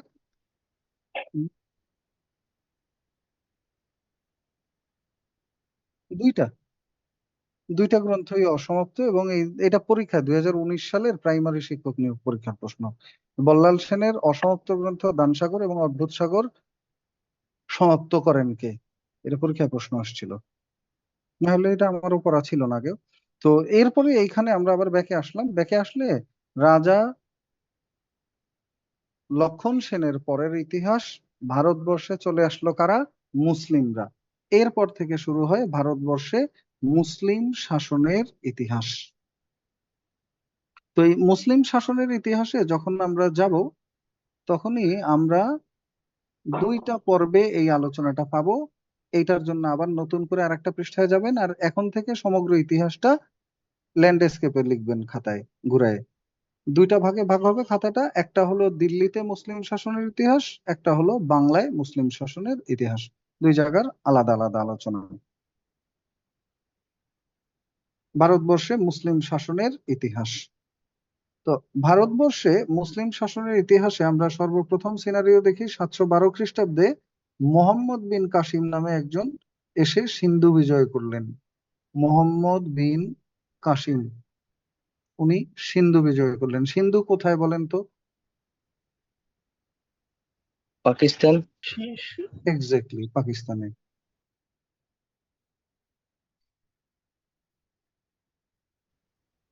এরপরে এরা কেউ ওরকম শাসন গড়তে পারেনি বা এই দিকে আর অগ্রসর হতে পারেননি, ফলে দিল্লি এবং বাংলায় ওনাদের হাতে কোনো শাসন প্রতিষ্ঠা নেই। শাসন প্রতিষ্ঠা হলো আফগানিস্তান থেকে আসা একটা গোষ্ঠী।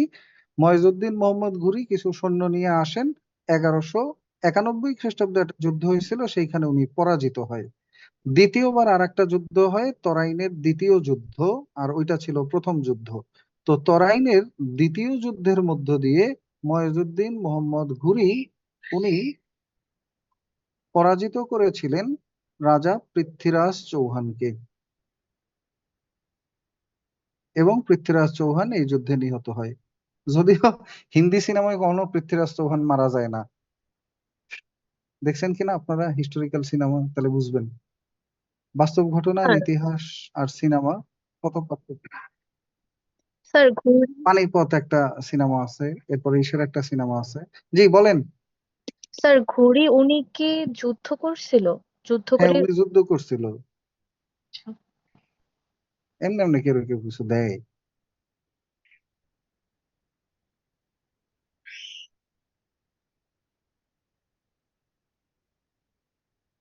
স্যার ওইটা কি ওনার পুরো নাম? ঘুরি পৃথ্বীরাজ? ঘুরি পৃথ্বীরাজ ওনার নাম? এই বলছি আমি এতক্ষণ। ঘুরি পৃথ্বীরাজ চৌহানকে ঘুরি পরাজিত আর করে। একজন ব্যক্তি আর পৃথ্বীরাজ আর একজন ব্যক্তি। ইনি শাসক ছিলেন, এনাকে পরাজিত করে ঘুরি এই এলাকায় মুসলিম শাসন প্রতিষ্ঠা করছেন। সাল 1192, তরাইনের দ্বিতীয় যুদ্ধ। বাট আচ্ছা স্যার। গুরিয়ার পরে এই এলাকায় ছিলেন না, ওনার আর শাসন করতে মন বসে নাই, উনি আবার ওনার দেশ আফগানিস্তানে ফিরে যান। এবং ফিরে যাওয়ার সময় ওনার যে বডিগার্ড, তার নাম হলো এই ঘুরি। দিল্লি দখলের পর এখান থেকে ঘুরি তার দেশ আফগানিস্তানে ব্যাক গেল, ঘুরির আবার ছেলে মেয়েও ছিল না। ফলে উনি ওনার যে বডিগার্ড ছিল তার নাম ছিল কুতুবউদ্দিন। এই কুতুবউদ্দিনকে সে এইখানে সিংহাসন দিয়ে যায়। কুতুবউদ্দিন যেহেতু কৃতদাস, তাই তার বংশ ছিল দাস বংশ। এই দাস বংশের শাসন শুরু হয় যার হাত ধরে, সেটা পরীক্ষায় আসে। দাস বংশের প্রতিষ্ঠাতা বলা হয় কাকে?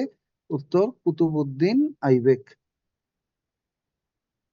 দাস বংশের প্রতিষ্ঠাতা বলা হয় কাকে?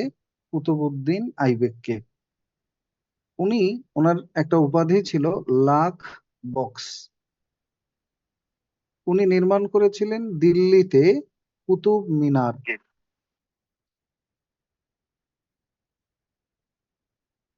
দিল্লির বিখ্যাত কুতুব মিনার নির্মাণ করেন কে? উত্তর কুতুবউদ্দিন আইবেক। দিল্লির বিখ্যাত কুতুব মিনার নির্মাণ করেন।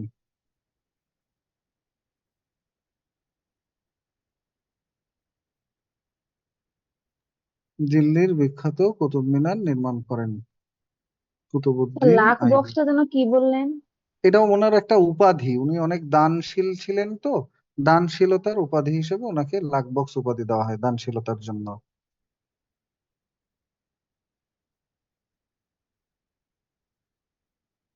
দানশীলতার জন্য উনি উপাধি পেয়েছিলেন লাখ বক্স। দেখছেন?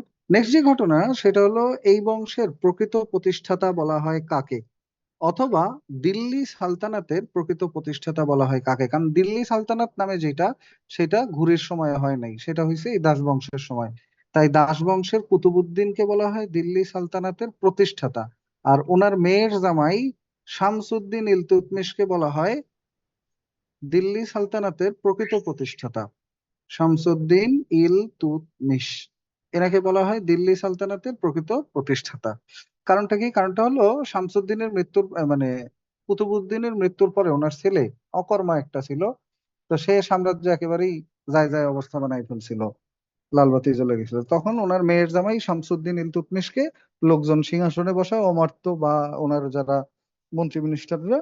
তো উনি এই সাম্রাজ্যটাকে আস্তে আস্তে বড় করতে করতে, সাম্রাজ্য বলতে যা বোঝায় ওরকম বিশাল একটা এলাকা দখল করে ফেলছেন। তাই ওনাকে বলা হয় প্রকৃত প্রতিষ্ঠাতা, আর কুতুবউদ্দিনকে বলা হয় দিল্লি সালতানাতের প্রতিষ্ঠাতা।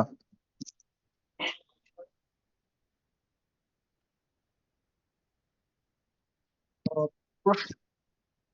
বুঝি না কিসে, বুঝি আবার বলেন, কেটে গেছে কথার মাঝখানে। হুম, সবাই তো দাস বংশের, দাস বংশের কথাই।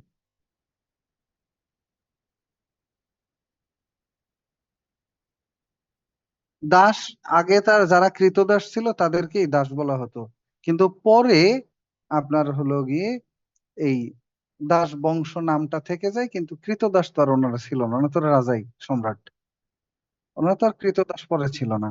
তো এই বংশের একমাত্র মহিলা স্যার একটা প্রশ্ন শাসনকর্তা কে ছিল। ছিলেন বলেন? স্যার ওনার নাম এখানে হলো সুলতানা রাজিয়া। কুতুবউদ্দিন আইবেককে হচ্ছে দিল্লি সালতানাতের প্রতিষ্ঠাতা বলা হচ্ছে, কিন্তু সে তো স্যার মানে কোনো কিছু মানে জয় করে হচ্ছে এটা তৈরি করে নাই, তৈরি করে গেছিল তো ঘুরিয়ার, সে তো হচ্ছে মানে কৃতদাস থাকার কারণে পাইলো, তাহলে স্যার প্রতিষ্ঠাতা তাকে কেন বলা হচ্ছে, ঘুরিকে বাদ দিল্লি দিয়ে? একটা জায়গার নাম নাকি সমগ্র ভারতের নাম দিল্লি? একটা জায়গা। ওই জায়গাটা উনি দখল করছে, কিন্তু আশপাশের এলাকা উনি নিতে পারে নাই। উনি চলে যাওয়ার পরে আস্তে আস্তে এটা এক্সপ্যান্ড হয়েছে, এবং এই এক্সপ্যানশনের শুরুটা হয়েছিল যার হাত ধরে, ওর নাম কুতুবউদ্দিন। আর কুতুবউদ্দিনের মৃত্যুর পরে দিল্লি, আজমির শরীফের পর আশপাশের আরো অনেক এলাকা এদের অধীনে চলে আসে। এবার জি স্যার, বুঝছেন? বুঝতে পারছি। জি স্যার। নেক্সট যে ঘটনা ঘটে, এই বংশের একমাত্র মহিলা শাসনকর্তা ছিলেন সুলতানা রাজিয়া। এটা পরীক্ষার প্রশ্ন আসছে। আর এই দিল্লি থেকে যখন খবর পাওয়া গেল বাংলায় এখনো সনাতনীদের শাসন চলছে, তখন এইখানে আক্রমণ করতে আসে একজন সেনাধ্যক্ষ এই দিল্লি সালতানাত থেকে 1204 সালে। তার নাম হলো বখতিয়ার খলজি।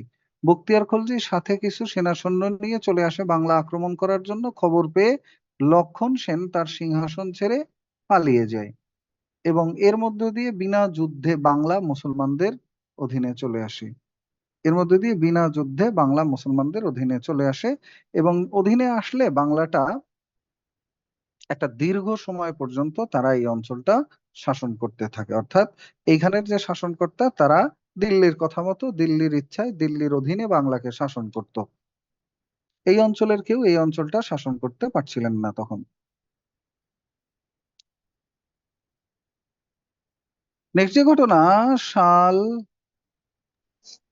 স্যার নামটা 1204। একটু বলবেন আর একবার? কার নাম বলবো? মানে বখতিয়ার তারপর কি? খলজি। নাম জীবনেও শোনেন নাই বখতিয়ার খলজির? কি বললেন আপনি? স্যার শুনছি কিন্তু এটা তো মানে 9, বোঝা 10 এ, যাচ্ছে 6, 7 এ সব সমাজবিজ্ঞান বইতেই ছিল। আর কিছু না জানলেও বখতিয়ার খলজির নাম বাংলা কবিতার মধ্যেও আছে। ওকে, যাই হোক, এমনি জাস্ট কিডিং। আসেন আমরা এরপরে যেটা নিয়ে কথা বলবো সেটা হলো আমাদের দিল্লিতে আবার ফিরে যাব। বাংলা থাকুক এই অবস্থায়, বাংলায় আসবো। দিল্লি চলেন সবাই মিলে। কি যাবেন না? ঢাকা না দিল্লি? ঢাকা না দিল্লি? বললেন আর যাবো না আমরা স্যার দিল্লি। স্যার আজকে শুনলাম দিল্লি না ভারত এক মহিলা কইতাছে স্যার ওই এনসিপি সমাবেশে। গেছিলাম স্যার দিল্লি, অনেক গরম। আমি 2016 সালে গেছিলাম, 46 ডিগ্রি টেম্পারেচার ছিল দিল্লিতে তখন। জি স্যার, আমিও, অনেক গরম ছিল। কুলার বা এসি ছাড়া নর্মাল ফ্যান ট্যান কোনো কাজ করে না। এমনি ফ্যানও চলে, আবার ঘামায় সব ভিজা যায় কাপড় চোপড়, এসি বন্ধ থাকলে অল্প সময়। আর এখন কি হয়েছে টেম্পারেচার আমি জানি না, তখন তো বাংলাদেশেরই হাইয়েস্ট টেম্পারেচার ছিল 38, 39। বাংলাদেশেই তো এখন এবার 43 ডিগ্রি পর্যন্ত উঠছে। আর তখন রাজস্থানে ছিল 49 ডিগ্রি টেম্পারেচার। রাজস্থান মরুভূমিও আছে ওখানে, পুরো আরব দেশের মতো অবস্থা। দেখ আসেন ওখানে এরপরে ঘাম যেটা নিয়ে হয় না। কি হয় না? ওখানে অনেক গরম কিন্তু ঘাম হয় না। হুম। এরপরে আমাদের এই দাস বংশটার যখন পতন ঘটলো, তখন এইখানে আর একটা নতুন বংশের আবির্ভাব ঘটলো। তার নাম হলো খলজি বংশ বা খিলজি বংশ। এই যে খলজি বংশ, এই খলজি বংশের প্রতিষ্ঠা করেছিলেন যিনি, ওনার নাম আলাউদ্দিন খলজি। উনি ছিলেন এই বংশের একাধারে প্রতিষ্ঠাতা এবং এই বংশের শ্রেষ্ঠ শাসনকর্তা। এবং আলাউদ্দিন খলজি যিনি ছিলেন, ওনাকে নিয়ে বিভিন্ন সময় পরীক্ষায় প্রশ্ন আসে। তবে মাত্র 2-3টা জিনিস নিয়ে। একটা হলো আলাউদ্দিন খলজি উনি প্রথম বাজার নিয়ন্ত্রণ ব্যবস্থা চালু করেছিলেন। অর্থাৎ বাজারে জিনিসপত্র মূল্য নির্ধারণ করে দেন, কোনটা কত দামে বিক্রি হবে। এই কাজটা ভারতবর্ষে সর্বপ্রথম হয়েছিল ওনার হাত ধরে। উনি সর্বপ্রথম বাজার নিয়ন্ত্রণ ব্যবস্থা চালু করেছিলেন। কে চালু করছেন বাজার নিয়ন্ত্রণ ব্যবস্থা? নাম কি ওনার? আলাউদ্দিন খলজি। আলাউদ্দিন খলজি। এটার আবারও সিনেমার নাম মনে পড়ছে, পদ্মাবত সিনেমা বানাইছে, আলাউদ্দিন খলজি ক্যারেক্টার এমন দেখানো হয়েছে যে মানে উনি ভয়ঙ্কর দস্যু ছিলেন। বাট ব্যাপারটা হচ্ছে আলাউদ্দিন খলজি কি ইবনে বতুতা তার গ্রন্থের মধ্যে লিখছেন যে উনি সবচেয়ে প্রজাবৎসল শাসক ছিলেন দিল্লি সালতানাতের, এবং প্রজাদের জন্য উনি অনেক ভালো ভালো কাজ করছে। তার একটা হলো এই বাজার নিয়ন্ত্রণ ব্যবস্থা। এছাড়া তিনি ইবনে বতুতা ওনাকে শ্রেষ্ঠ শাসক বলছেন, এবং ওনার সময় ওনার সেনাপতি ছিল মালিক কাফুর। ওনার সেনাপতি ছিল মালিক কাফুর। ওনার সেনাপতি মালিক কাফুর দক্ষিণাত্য জয় করেন। ওই কর্ণাটক মর্ণাটক ওইদিকে যা আছে, এই দক্ষিণাত্য অঞ্চলগুলো জয় করে ফেলেন। ওই যে মেবারের সাথে যে যুদ্ধ হয়েছে, রতন সিং জায়গায় দেখানো হয়েছে, কি নাম, আরে নাম ভুলে গেলাম। কি নাম বলছে, শাহেদ কাপুর।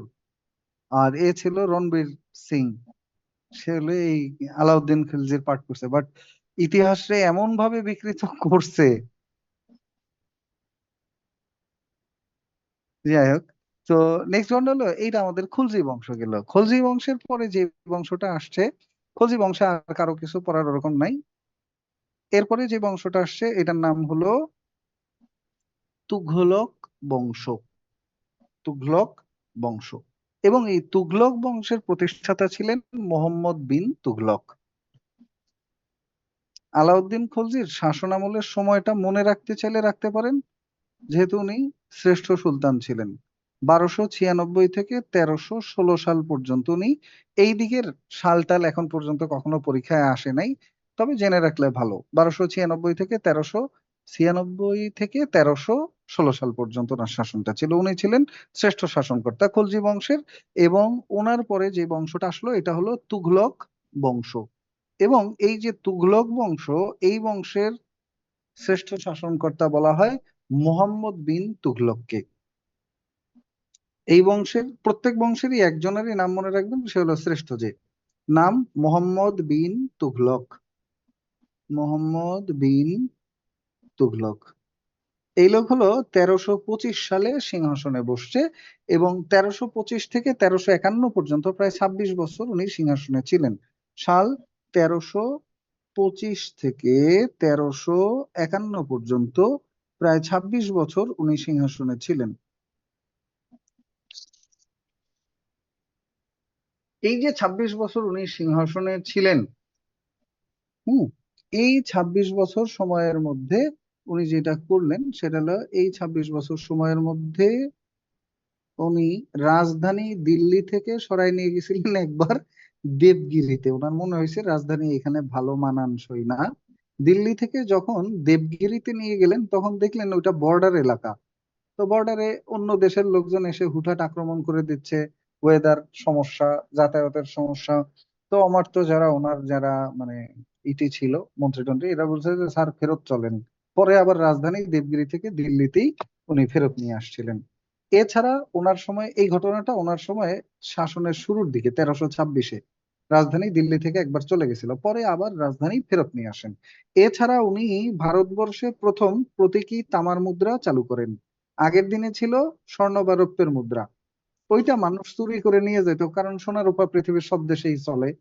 তো এটার পরিবর্তে উনি প্রতীকী তামার মুদ্রা চালু করলেন, যাতে স্বর্ণ রৌপ্যের মুদ্রা পাচার না হয়।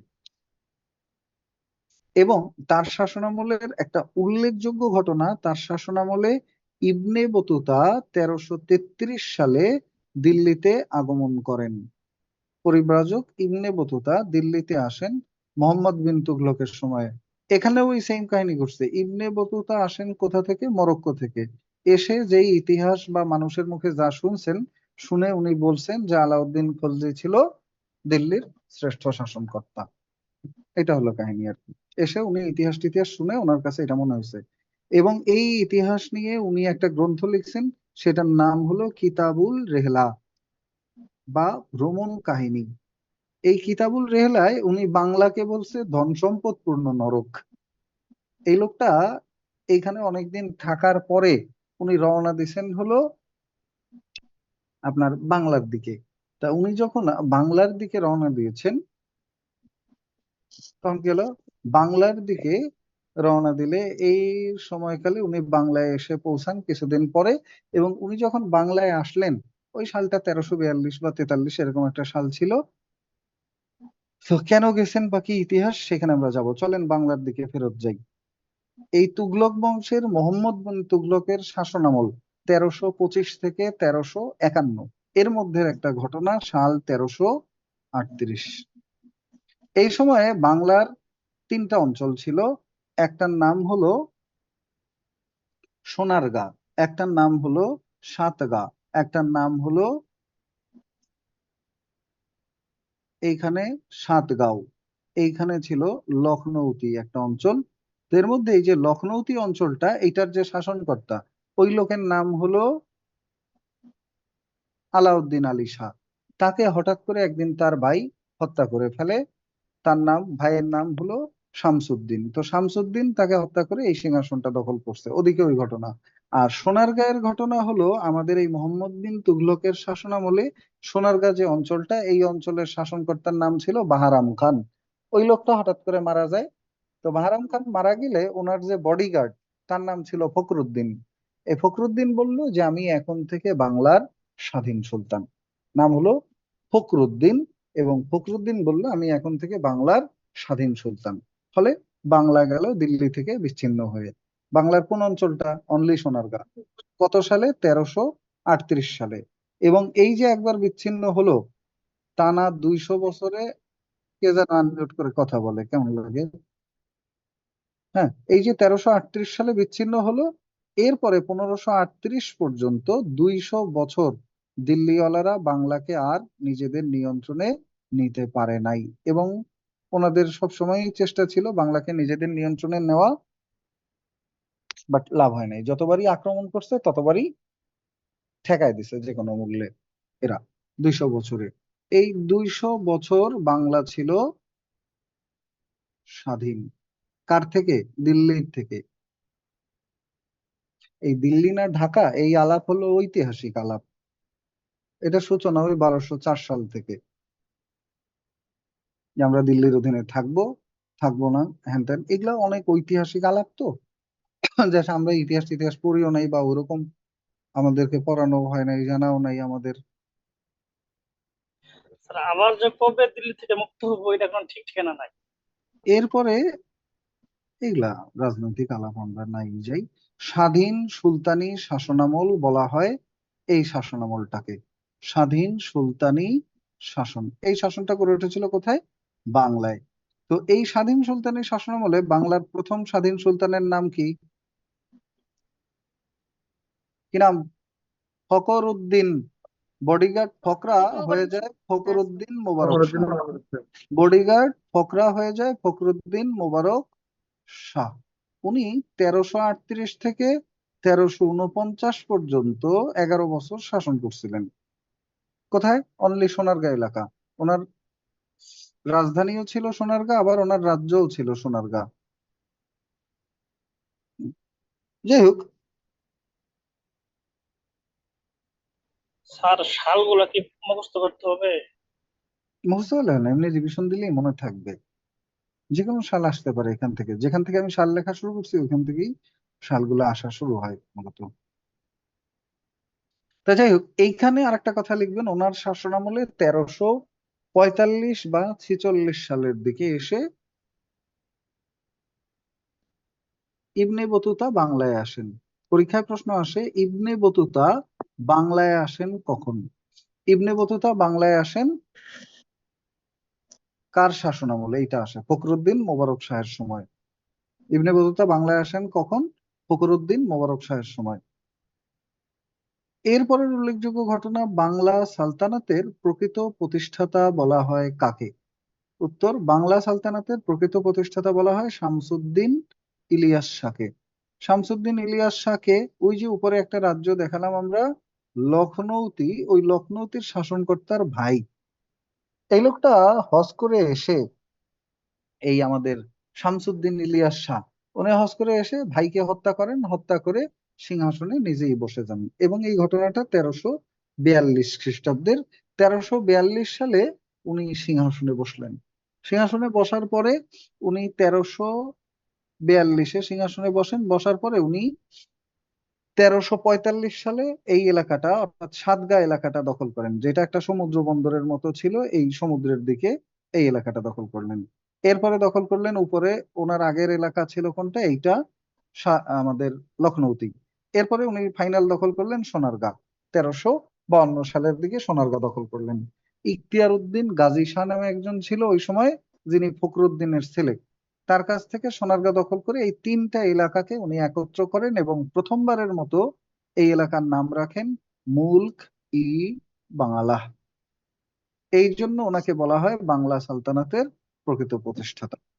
অর্থাৎ আগে তো এটার নাম ছিল সোনারগাঁ, যখন ফখরুদ্দিন এটা নিল, এবং তখন বাংলা নামে এখানে কিছু ছিল না, উনি প্রথম এই নামকরণটা করছেন। এই জন্য ওনাকে বলা হয় বাংলার আদি জনক। এবং তার সময় এই বাংলা ভাষাভাষী অঞ্চলগুলো বাঙালাহ নামে একত্রিত হয়। তার সময় দিল্লির সুলতান ফিরোজ শাহ তুগলক আসছিল তাকে পরাজিত করতে। 6 মাস অবরোধ করে রাখছে তার দুর্গ, বাট লাভ হয় নাই। পরে ফিরোজ শাহ তুগলক বলে গেছে যে ঠিক আছে, এই এলাকা তুমি চালাও, আমি গেলাম। হ্যাঁ, ওনার শাসনামলে ফিরোজ শাহ তুগলক আসছিল এই এলাকা বাংলা আবারও দিল্লির অধীনে নেওয়ার জন্য, বাট পারে নাই। এরপরে স্যার আমার স্যার তিনটা এলাকা কি কি জানি ছিল? সোনারগাঁ। লখনৌতি, সাতগাঁ, সোনারগাঁ। লখনৌতি, সাতগাঁ এবং সোনারগাঁ। আর ফাইনালি এই বংশের শ্রেষ্ঠ শাসনকর্তা বা বাংলা সালতানাতের শ্রেষ্ঠ শাসনকর্তা বলা হয় কাকে? উত্তর আলাউদ্দিন হোসেন শাহ। বাংলা সালতানাতের শ্রেষ্ঠ শাসনকর্তা বলা হয় কাকে? উত্তর আলাউদ্দিন হোসেন শাহ। এনার শাসনের পিরিয়ডটা পরীক্ষায় আসছিল, এটা আসছিল হলো সালতানাত আপনার মানে 41তম BCS এ। আলাউদ্দিন হোসেন সালতানাত শাহ। কি? সালতানাত মানে কি? সালতানাত মানে সাম্রাজ্য, একটা এলাকা, এটাকে সালতানাত বলে। আরবি শব্দ আর কি, ওরা ওই দিক থেকে আসছে তো কিছু শব্দ সাথে করে নিয়ে আসছে। আমরা পড়ি সাম্রাজ্য, এরা বলছে সালতানাত, আর কিছুই না। স্যার আমরা স্বাধীন সুলতানি শাসনটা পড়তেছি না এখন? হুম।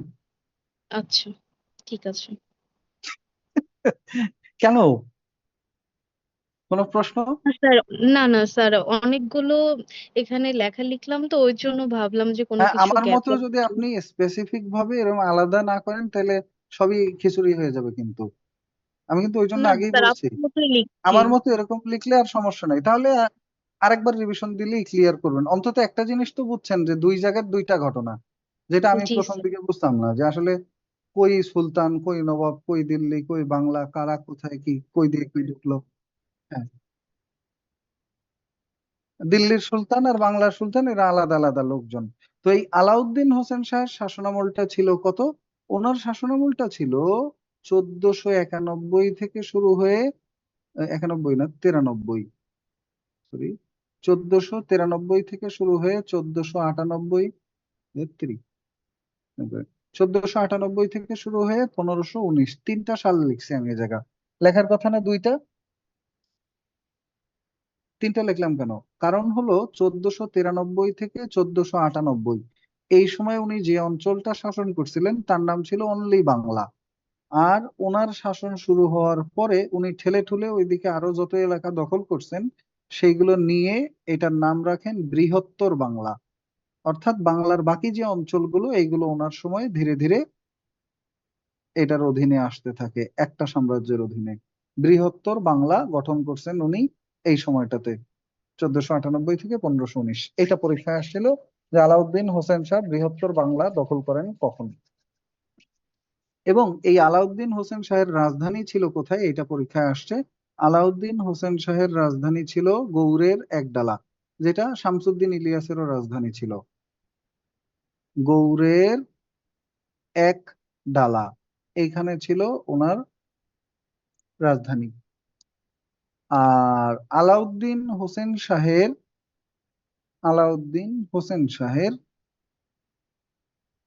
আর একটা বিষয় আসে পরীক্ষায়, সেটা হলো উনি গৌড়ের ছোট সোনা মসজিদ নির্মাণ করেন। এটা পরীক্ষায় আসে, গৌড়ের ছোট সোনা মসজিদ নির্মাণ করেন কে? উত্তর আলাউদ্দিন হোসেন শাহ। উনি গৌড়ের ছোট সোনা মসজিদ নির্মাণ করেছিলেন।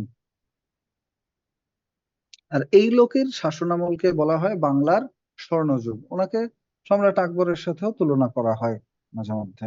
স্যার রাজধানী কি বুঝলাম না। গৌড়ের এক ডালা, এক একডালা। ডালা, যা- এক ডালা। সোনা মসজিদ কি সোনা দ্বারা নির্মিত নাকি এমনিতেই নাম দিয়েছে? সোনা মসজিদ সোনা দ্বারা বানায় গেলে এটা থাকতো এতদিন, মসজিদের নিচের মাটি সহ উঠায় নিয়ে যেত, এমনি নাম রাখছে জাস্ট। বাসার সামনে জুতা রাখলে এটা নিয়ে টেনশনে থাকার লাগে আর সোনার মসজিদ বানায় বাংলায় রাখবে, কি বলেন। নেক্সট ঘটনা কি? নেক্সট ঘটনা হলো এই আলাউদ্দিন হোসেন শাহের পরে আমরা ওনার হাত ধরে একটা বংশের উত্থান দেখতে পাই, সেই বংশটার নাম ছিল হোসেন শাহী বংশ। আলাউদ্দিন হোসেন শাহের সময় যে বংশটা গড়ে ওঠে সেটার নাম ছিল হোসেন শাহী বংশ।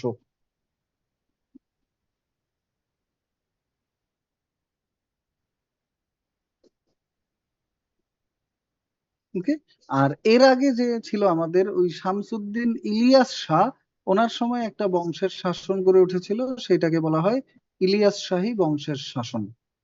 আর আমাদের ওই যে ফখরুদ্দিন একলাই, ওনার পোলা এসে পরাজিত হয়েছে, সো ওনাদের নিয়ে তেমন বেশি আলাপ নাই। আর এই হোসেন শাহী বংশের একজন উল্লেখযোগ্য শাসক ছিলেন গিয়াসউদ্দিন আজম শাহ। হোসেন শাহী বংশের, ছোট করে চাপ দিয়ে হালকা করে লিখে রাখেন যাতে কথাটা মনে থাকে। এই হোসেন শাহী বংশের একজন শাসকের নাম কি? গিয়াসউদ্দিন আজম শাহ। বাংলা সাহিত্যে ওনার নাম পড়ছেন, মনে আছে? পারস্যের কবি হাফিজের সাথে পত্রালাপ হয়েছিল কার? উত্তর হলো গিয়াসউদ্দিন আজম শাহ। বাংলা সাহিত্যে পড়ছেন না এগুলা? স্যার আছে, পড়লে পড়বেন। আচ্ছা, গিয়াসউদ্দিন আজম শাহ ছিলেন এই ইলিয়াস শাহী বংশের একজন উল্লেখযোগ্য শাসক। আবার আমাদের এই আলাউদ্দিন হোসেন শাহের হাত ধরে যেই বংশটা শুরু হলো সেটা হলো হোসেন শাহী বংশ। এবং এই হোসেন শাহী বংশের উল্লেখযোগ্য একজন শাসক, সে হলো শেষ সুলতান। কে ছিলেন? বাংলার শেষ স্বাধীন সুলতানের নাম হলো গিয়াসউদ্দিন মাহমুদ শাহ। ওই গিয়াসউদ্দিন এই জন্যই লিখলাম যাতে প্যাচ না লাগে। গিয়াসউদ্দিন আজম শাহ হলো ইলিয়াস শাহী বংশের, আর গিয়াসউদ্দিন মাহমুদ শাহ হলো হোসেন শাহী বংশের। এই লোক হলো বাংলার শেষ স্বাধীন সুলতান। উনি 1538 সালে আফগানদের হাতে পরাজিত হন। আফগানরা ওনাকে পরাজিত করে গৌড় দখল করে নেয় এবং বাংলা 200 বছরের যে স্বাধীন সুলতানি শাসন, এটার অবসান ঘটে সাল 1538। এই সময় এসে হোসেন শাহী বংশের পতন ঘটে, গিয়াসউদ্দিন মাহমুদ শাহ পরাজিত হন এবং এই বাংলাটা আবার চলে যায় কাদের দখলে? এবার যায় আফগানদের দখলে। বাংলায় শুরু, না দিল্লি না, এবার হলো স্যার এটা আফগানদের কোন দখলে। কোন বংশ বললেন লাস্টটা? এই যে হোসেন শাহী বংশের আলাপ।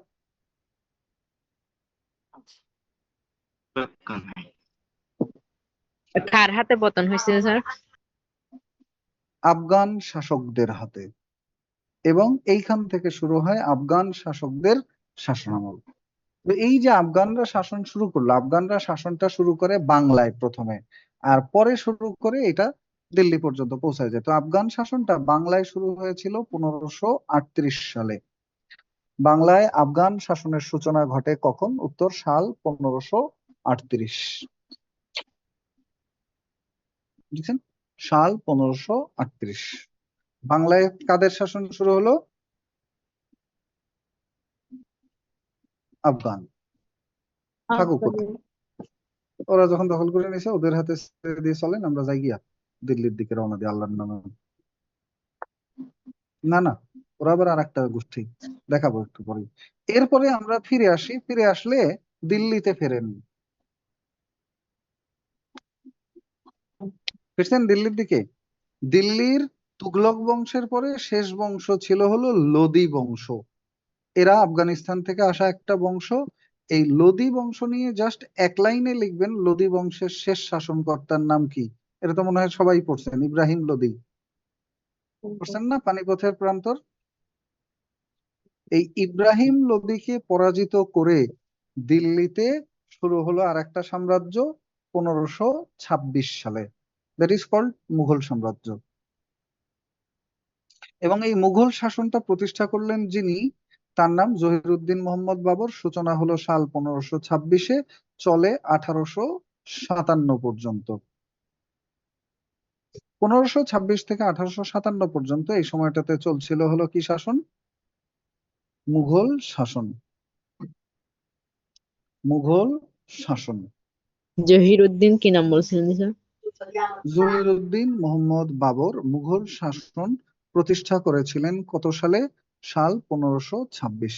যেই যুদ্ধের মাধ্যমে মুঘল শাসন প্রতিষ্ঠিত হয় সেটার নাম হলো পানিপথের প্রথম যুদ্ধ। পানিপথের প্রথম যুদ্ধ সংগঠিত হয় কবে? 1526 সালে। পানিপথের সাথে সম্পর্ক আছে কার? যমুনা নদীর। আমি ছোটবেলায় ভাবছি পানিপথের যুদ্ধ মানে বোধহয় ওরা পানিতে নেমে মারামারি করছে নৌকায় চড়ে বা ট্রলারে চড়ে। ব্যাপারটা মোটো এরকম না। পানিপথ একটা জায়গার নাম, খোলা একটা মাঠ যমুনা নদীর পাড়ে, দিল্লি থেকে 90 কিলোমিটার দূরে। ওই মাঠে বসে এই যুদ্ধটা হয়েছিল বিধায় নাম পানিপথের প্রথম যুদ্ধ। এই যুদ্ধের মাধ্যমে মুঘল সাম্রাজ্য প্রতিষ্ঠিত হয় এবং বাবর এই দিল্লিতে শাসন প্রতিষ্ঠা করলেন। আর এই পুরো ইতিহাস নিয়ে বাবর একটা আত্মজীবনীমূলক গ্রন্থ লিখছেন। বাবরের সেই আত্মজীবনীর নাম কি? এটা 3 বার বিসিএস এ যাবত আসছে। নাম হলো তুজুক ই বাবর। বাবরের আত্মজীবনীমূলক গ্রন্থের নাম কি? উত্তর হলো তুজুক ই বাবর।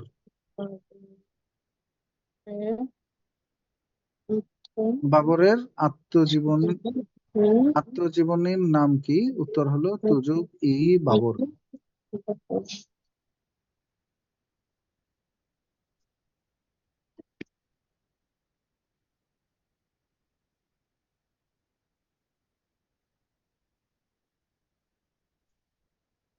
ওকে, নেক্সট হলো আমার এই বাবর সাহেব কই থেকে আসছে জানেন? ওনার মূল রাজ্য হলো ফরগনা। ফরগনা হলো মধ্য এশিয়া, বর্তমানে যে অঞ্চলটা আছে ওইখানটার নাম ছিল আগে ফরগনা। উনি ফরগনার রাজপুত্র ছিলেন। ওনার পিতার মৃত্যুর পরে ওনার চাচারা ওনাদের রাজ্যটা দখল করে নেয়, ওনাকে তাড়ায় দেয়। তখন উনি ভাগ্য অন্বেষণে খুঁজতে খুঁজতে এই দিল্লির দিকে আসছে। কে যেন মনে মনে পড়তেছে, ঘটনা কি? শব্দ হয় কই? তো যাই হোক, বাবর চলে আসলো এইখানে, এসে রাজ্য জয় করে নিল। তো এই বাবরের মৃত্যু হয় 1530 সালে হঠাৎ করে। কেন মৃত্যু হয়েছিল? আমরা ছোটবেলায় একটা গল্প পড়ছিলাম, মনে আছে কারো? যে বাবর তার পুত্র হুমায়ুন অসুস্থ হয়ে পড়ছিল, তখন সে দোয়া করে যে আমার পুত্রকে তুমি ফিরাই দাও, দরকার হলে এর বদলে আমারে নিয়ে যাও। কিছুদিন পরে সে অসুস্থ হয়ে পড়ে, পুত্র জীবিত হয়ে ব্যাক আসে। তার পুত্রের নাম হলো হুমায়ুন। এই জীবিত পুত্র হুমায়ুন সিংহাসনে বসেন মাত্র 4 বছরের মাথায় 1530 সালে। এইখান থেকে মাত্র 10 বছর অর্থাৎ 1540 সাল পর্যন্ত হুমায়ুন শাসন করতে পেরেছিল। এইটা হুমায়ুনের প্রথম পর্ব। এই পর্বের পরে মুঘল শাসন শেষ হয়ে যায়, পতন ঘটে। এবং এই সময়কালে হুমায়ুন গৌড় রাজ্য দখল করেছিলেন বাংলার, এবং বাংলার গৌড় রাজ্য দখল করে হুমায়ুন গৌড় রাজ্য দখল করে বাংলার নাম রাখেন জান্নাতাবাদ। এই প্রশ্নটা বিসিএস পরীক্ষা আসছে। বাংলার নাম জান্নাতাবাদ রাখেন কোন মুঘল সম্রাট? বাংলার হুমায়ুন। নাম জান্নাতাবাদ রাখেন কোন মুঘল সম্রাট? উত্তর হুমায়ুন। মুঘল সম্রাট হুমায়ুন বাংলার নাম রাখেন জান্নাতাবাদ। ক্লিয়ার? জি স্যার। এরপরে ঘটনা হলো হুমায়ুন গেছিল কোথায়? হুমায়ুন গেছিল হলো আপনার এই বাংলায়। কোন রাজ্যে? গৌড়। গৌড় দখল করে ওইখানের ওয়েদার টোয়েদার ওনার খুবই ভালো লাগছে। উনি এইখানে বেড়াচ্ছেন এই গৌড় এলাকায়। আর অলরেডি তখন গৌড় থেকে এই ডান দিকের পুরো এলাকাটা আফগানদের দখলে। আফগানরা এই এলাকা ওদিক থেকে ঢুকে নিছে। আর আফগানরা আসছে কই থেকে? একেবারে এই মাথা থেকে ঘুরে ঘুরে এখানে এসে বাংলার একটা এলাকা আগেই দখল করছে। ওই অবস্থায় দিল্লির সম্রাট গেছে গৌড় দখল করতে, এবং গৌড় দখল করছে। আর সেই খবরটা গেছে আফগান শাসকদের হাতে। খবর পেয়ে আফগানরা হুমায়ুনকে আক্রমণ করে ওই গৌড়ে বসে, এবং হুমায়ুন পরাজিত হয়। এই ঘটনাটা ঘটে হলো কখন? এই ঘটনাটা ঘটে 1539 সালে। আফগান শাসকরা বসার পরে 1539 সালে ওরা একটা যুদ্ধ করে মুঘল শাসক হুমায়ুনের সাথে, নাম হলো চৌসারের যুদ্ধ। এই যুদ্ধে হুমায়ুন পরাজিত হয়ে কোনোভাবে গৌড় থেকে দিল্লি পর্যন্ত আসেন। সেনা সৈন্য গুছাই গাছাই নিয়ে বছরখানেক পরে 1540-এ উনি আবার যান বাংলা দখল করতে, এবং এইবার ওনার যুদ্ধ হয় আফগানদের সাথে, বিলগ্রামের যুদ্ধ। এবং এই যুদ্ধেও হুমায়ুন শোচনীয়ভাবে পরাজিত হন, এবং এমন পরাজিত যে দিল্লি ফিরে যাওয়ার আর সুযোগ ছিল না। সো উনি পালিয়ে চলে যান কোথায়? পারস্য সম্রাটের আশ্রয়ে। এইখান থেকে এক দৌড়ে ইরানে চলে আসে। ইরানের যে তৎকালীন সম্রাট, ওনার কাছে আশ্রয় গ্রহণ করেন। দীর্ঘ 15 বছর তার কাছে সে ছিলেন। আর এইদিকে সাল 1540-এ আফগানরা বাংলা থেকে শুরু করে ঠেলতে ঠেলতে দিল্লি এসে পৌঁছায়, এবং 1540 সালে দিল্লিতে শুরু হয় আফগান শাসন। এবং এটা চলে হলো টানা 15 বছর, সাল 1540 থেকে সাল 1555 পর্যন্ত। এই সময়কালটা দিল্লি থেকে শুরু করে একেবারে বাংলা পর্যন্ত সমগ্র এলাকা আফগানদের কন্ট্রোলে চলে আসে। এবং এই সময়কালে এসে শের খান নামে একজন আফগান, যিনি এইখানে এসে রাজ্য জয় করছিলেন। উনি শেরশাহ উপাধি ধারণ করে 1540 সালে দিল্লির সিংহাসনে বসেন। শেরশাহ, এই হলো শেরশাহ এসে ঢুকলো। ওনার বংশের নাম ছিল সুর বংশ, তাই এই শাসনটাকে অনেকে সুর শাসনও বলে, আফগান শাসন বা সুর শাসন। আর এই শের খান বা শেরশাহ লোকটা খুব ভালো লোক ছিল। উনি এইখান থেকে অর্থাৎ সোনারগাঁ থেকে আমাদের একেবারে আফগানিস্তান পর্যন্ত, ওনার বাড়ি পর্যন্ত পুরা এলাকায় একটা বিশাল রাস্তা তৈরি করছিলেন, সেইটার নামই হলো গ্র্যান্ড ট্রাঙ্ক রোড, যাতে এত বড় একটা অঞ্চলের শাসনটা উনি সুন্দরভাবে চালিয়ে রাখতে পারেন। এবং উনি ঘোড়ার ডাক চালু করছেন, অর্থাৎ ঘোড়ার মাধ্যমে চিঠিপত্র আনা নেওয়ার ব্যবস্থা। ডাক পিয়ন আগে হেঁটে হেঁটে যাইতো, উনি বলছেন না ঘোড়ায় চড়ে যাবে। এটাই হলো ঘোড়ার ডাক। ঘোড়ার মাধ্যমে দ্রুত গতিতে চিঠিপত্র আনা নেওয়ার ব্যবস্থা চালু করেছিলেন। এছাড়া এই শেরশাহ কবুলিয়ত ও পাট্টা প্রথা নামে একটা প্রথা চালু করছিলেন। এই কবুলিয়ত প্রথা এবং পাট্টা প্রথা ছিল ভূমি বন্দোবস্ত দেওয়ার প্রথা। অর্থাৎ আগের দিনে জমির মালিক ছিল জমিদার বা রাজা বা নবাবরা। তো উনি এসে বললেন যে না, যারা চাষ করবে ওই কৃষকের নামেও কিছু একটা থাকলে কাজটা একটু সুবিধা হয় বা ওনার জন্য ভালো। তো উনি প্রথম তাদেরকে ভূমির মালিকানা দেওয়ার একটা বন্দোবস্ত চালু করলেন, যেটার নাম হলো কবুলিয়ত ও পাট্টা প্রথা। যেটার নাম হলো কবুলিয়ত ও পাট্টা প্রথা। এটা চালু করছেন কে? শেরশাহ। এছাড়া তিনি একটা মুদ্রা ব্যবস্থা চালু করছেন, যেখানে তিনি দাম নামক একটা মুদ্রা চালু করেন। দাম নামক মুদ্রা চালু করেন কে? উত্তর হলো শেরশাহ। ঈর্ষা। শেরশাহ দাম নামক মুদ্রা চালু করছিলেন। আর ওনার এই গ্র্যান্ড ট্রাঙ্ক রোডটা গেছিল মূলত সোনারগাঁ থেকে একেবারে আফগানিস্তানের কাবুল পর্যন্ত, কিন্তু আমাদের বইপত্রে লেখা হয় এটা ছিল সোনারগাঁ থেকে পাকিস্তানের কোন পর্যন্ত? লাহোর পর্যন্ত। মূলত ভারতের ওই শেষ মাথা পর্যন্ত এটা ধরে, কিন্তু এটার ব্যাপ্তি একেবারে আফগানিস্তান পর্যন্ত ছিল বেসিক্যালি। আর তিনি এই সময় বাংলা টু দিল্লি পুরা এলাকা শাসন করছিলেন। তার মৃত্যুর পরে ছেলেপেলেরা আর ধরে রাখতে পারে নাই, এবং এই সময়টাতে 1555-তে হুমায়ুন সাহেব আবার ব্যাক করে দিল্লিতে ফিরে আসেন, এবং ধীরে ধীরে তারা দিল্লি থেকে আবার বাংলার দিকে আসা শুরু করে এবং বাংলা দখল করে নেয়। তো হুমায়ুন সাহেব কি থাকবে এখানে রেস্টে, নাকি আজকে ফিরবে? কি বলেন? কত সালে ফিরছে স্যার? 1555 লেখা আছে আপনার খাতায়, দেখেন। অনেক আগেই লিখছি সেটা। তো উনি কি আজকে ফিরবে? না না স্যার, স্যার, থাক, থাকবে। ফেরা লাগবে না। ফেরা লাগবে রেস্ট, না। তাই না? স্যার আজকে সময় এখানেই থাকবে। সময় সুযোগ বুঝে একদিন ফিরে আসবে হঠাৎ করে, জি স্যার। জি স্যার। পারস্য স্যার সম্রাটের যেগুলো লিখে সহযোগিতা নিয়ে। দিলেন এগুলা পড়লেই তো চলবে নাকি? বই পুরাটা পড়তে হবে? এইটা আগে একবার অবশ্যই আগে রিভিশন দিবেন, তারপরে যে কোনো বই থেকে পুরো লেকচারটা একবার পড়বেন, তাহলে হ্যাঁ পুরো বিষয়টা ক্লিয়ার হয়ে যাবে, এই আর কিছুই না। এইগুলো তো ইম্পর্টেন্ট বেশি স্যার নাকি? এগুলো শুধু ইম্পর্ট্যান্ট, এখানে প্রত্যেকটা স্যার লাইনই যেখান একটা থেকে লাইন। দিল্লি এবং বাংলা আলাদা করে লিখছেন এটা দিবেন। কিছু বুঝি না, নেটের সমস্যা আপনার ওইখানে, স্লো স্যার আসে কথা, আবার বলেন। যেখান থেকে ল্যান্ডস্কেপ বলছেন ওইখান থেকে একটু ওইখানে এখন ব্যাকে গিয়ে স্ক্রিনশট দেওয়ার কোনো চান্সই নাই। এই জুমে অন্য ব্যাচের ক্লাস আছে, আমাকে জুমটা ছেড়ে দিতে হবে। বলছি ভাই, আপনার কথা আসে না, নেটওয়ার্ক খুবই খারাপ অবস্থা নকিব হাসান আপনার। ফলে আমরা কিছুই ক্লিয়ার বুঝি নাই আপনার কথা, তবে সামারি বুঝছি যে যেখান থেকে শুরু করছেন ব্যাকে যান, স্ক্রিনশট নিব। বাট এটা আজকে আর সুযোগ নাই, এই জুমে ক্লাস আছে আবার 9টা 15-তে, তো আমাকে এখনই জুমটা ছাড়তে হবে, অন্য ব্যাচের জন্য ওনারা জুম খুলবে। আগে পড়েন, কোনো প্রশ্ন থাকলে নেক্সট ক্লাসে আবারও কথা হবে। আর নেক্সট ক্লাসে আমরা জানবো সুবাদার কারা, নবাব কারা, ইংরেজরা কিভাবে শাসন করছিল, কোম্পানির শাসন কি, ব্রিটিশ শাসন কি, এগুলার পার্থক্য কি, ভাইসরয় কারা, গভর্নর জেনারেল কারা, জেনারেল কারা, লর্ড কাদের বলা হতো, কিভাবে একেবারে ব্রিটিশরা এসে এখান থেকে স্বাধীন হয়ে দেশ ভাগ পর্যন্ত সমগ্র ইতিহাসটা। তো আজকের মতো আমাদের এখানেই বিদায় নিতে হবে, মোটামুটি এতটুকুই আমাদের আলোচনা ছিল। স্যার একটা প্রশ্ন। বলেন, সংক্ষেপে বিস্তারিত বলে ফেলেন। স্যার এই যে ক্লাসটা হলো, এটার কি ক্লাস টেস্ট আছে, মানে হবে এর উপর? হ্যাঁ হ্যাঁ, অবশ্যই অবশ্যই, এগুলা এখন থেকে প্রত্যেকটা ক্লাসের ক্লাস টেস্টও আছে। আচ্ছা। ওকে, তাহলে আমরা আজকের মতো এই পর্যন্ত বিদায় নিচ্ছি। আমি আন্তরিকভাবে দুঃখিত, সময় থাকলে আমরা আরো কথা বলতে পারতাম। আজকের মতো এখানেই, আল্লাহ হাফেজ, শুভরাত্রি, ভালো থাকবেন সবাই।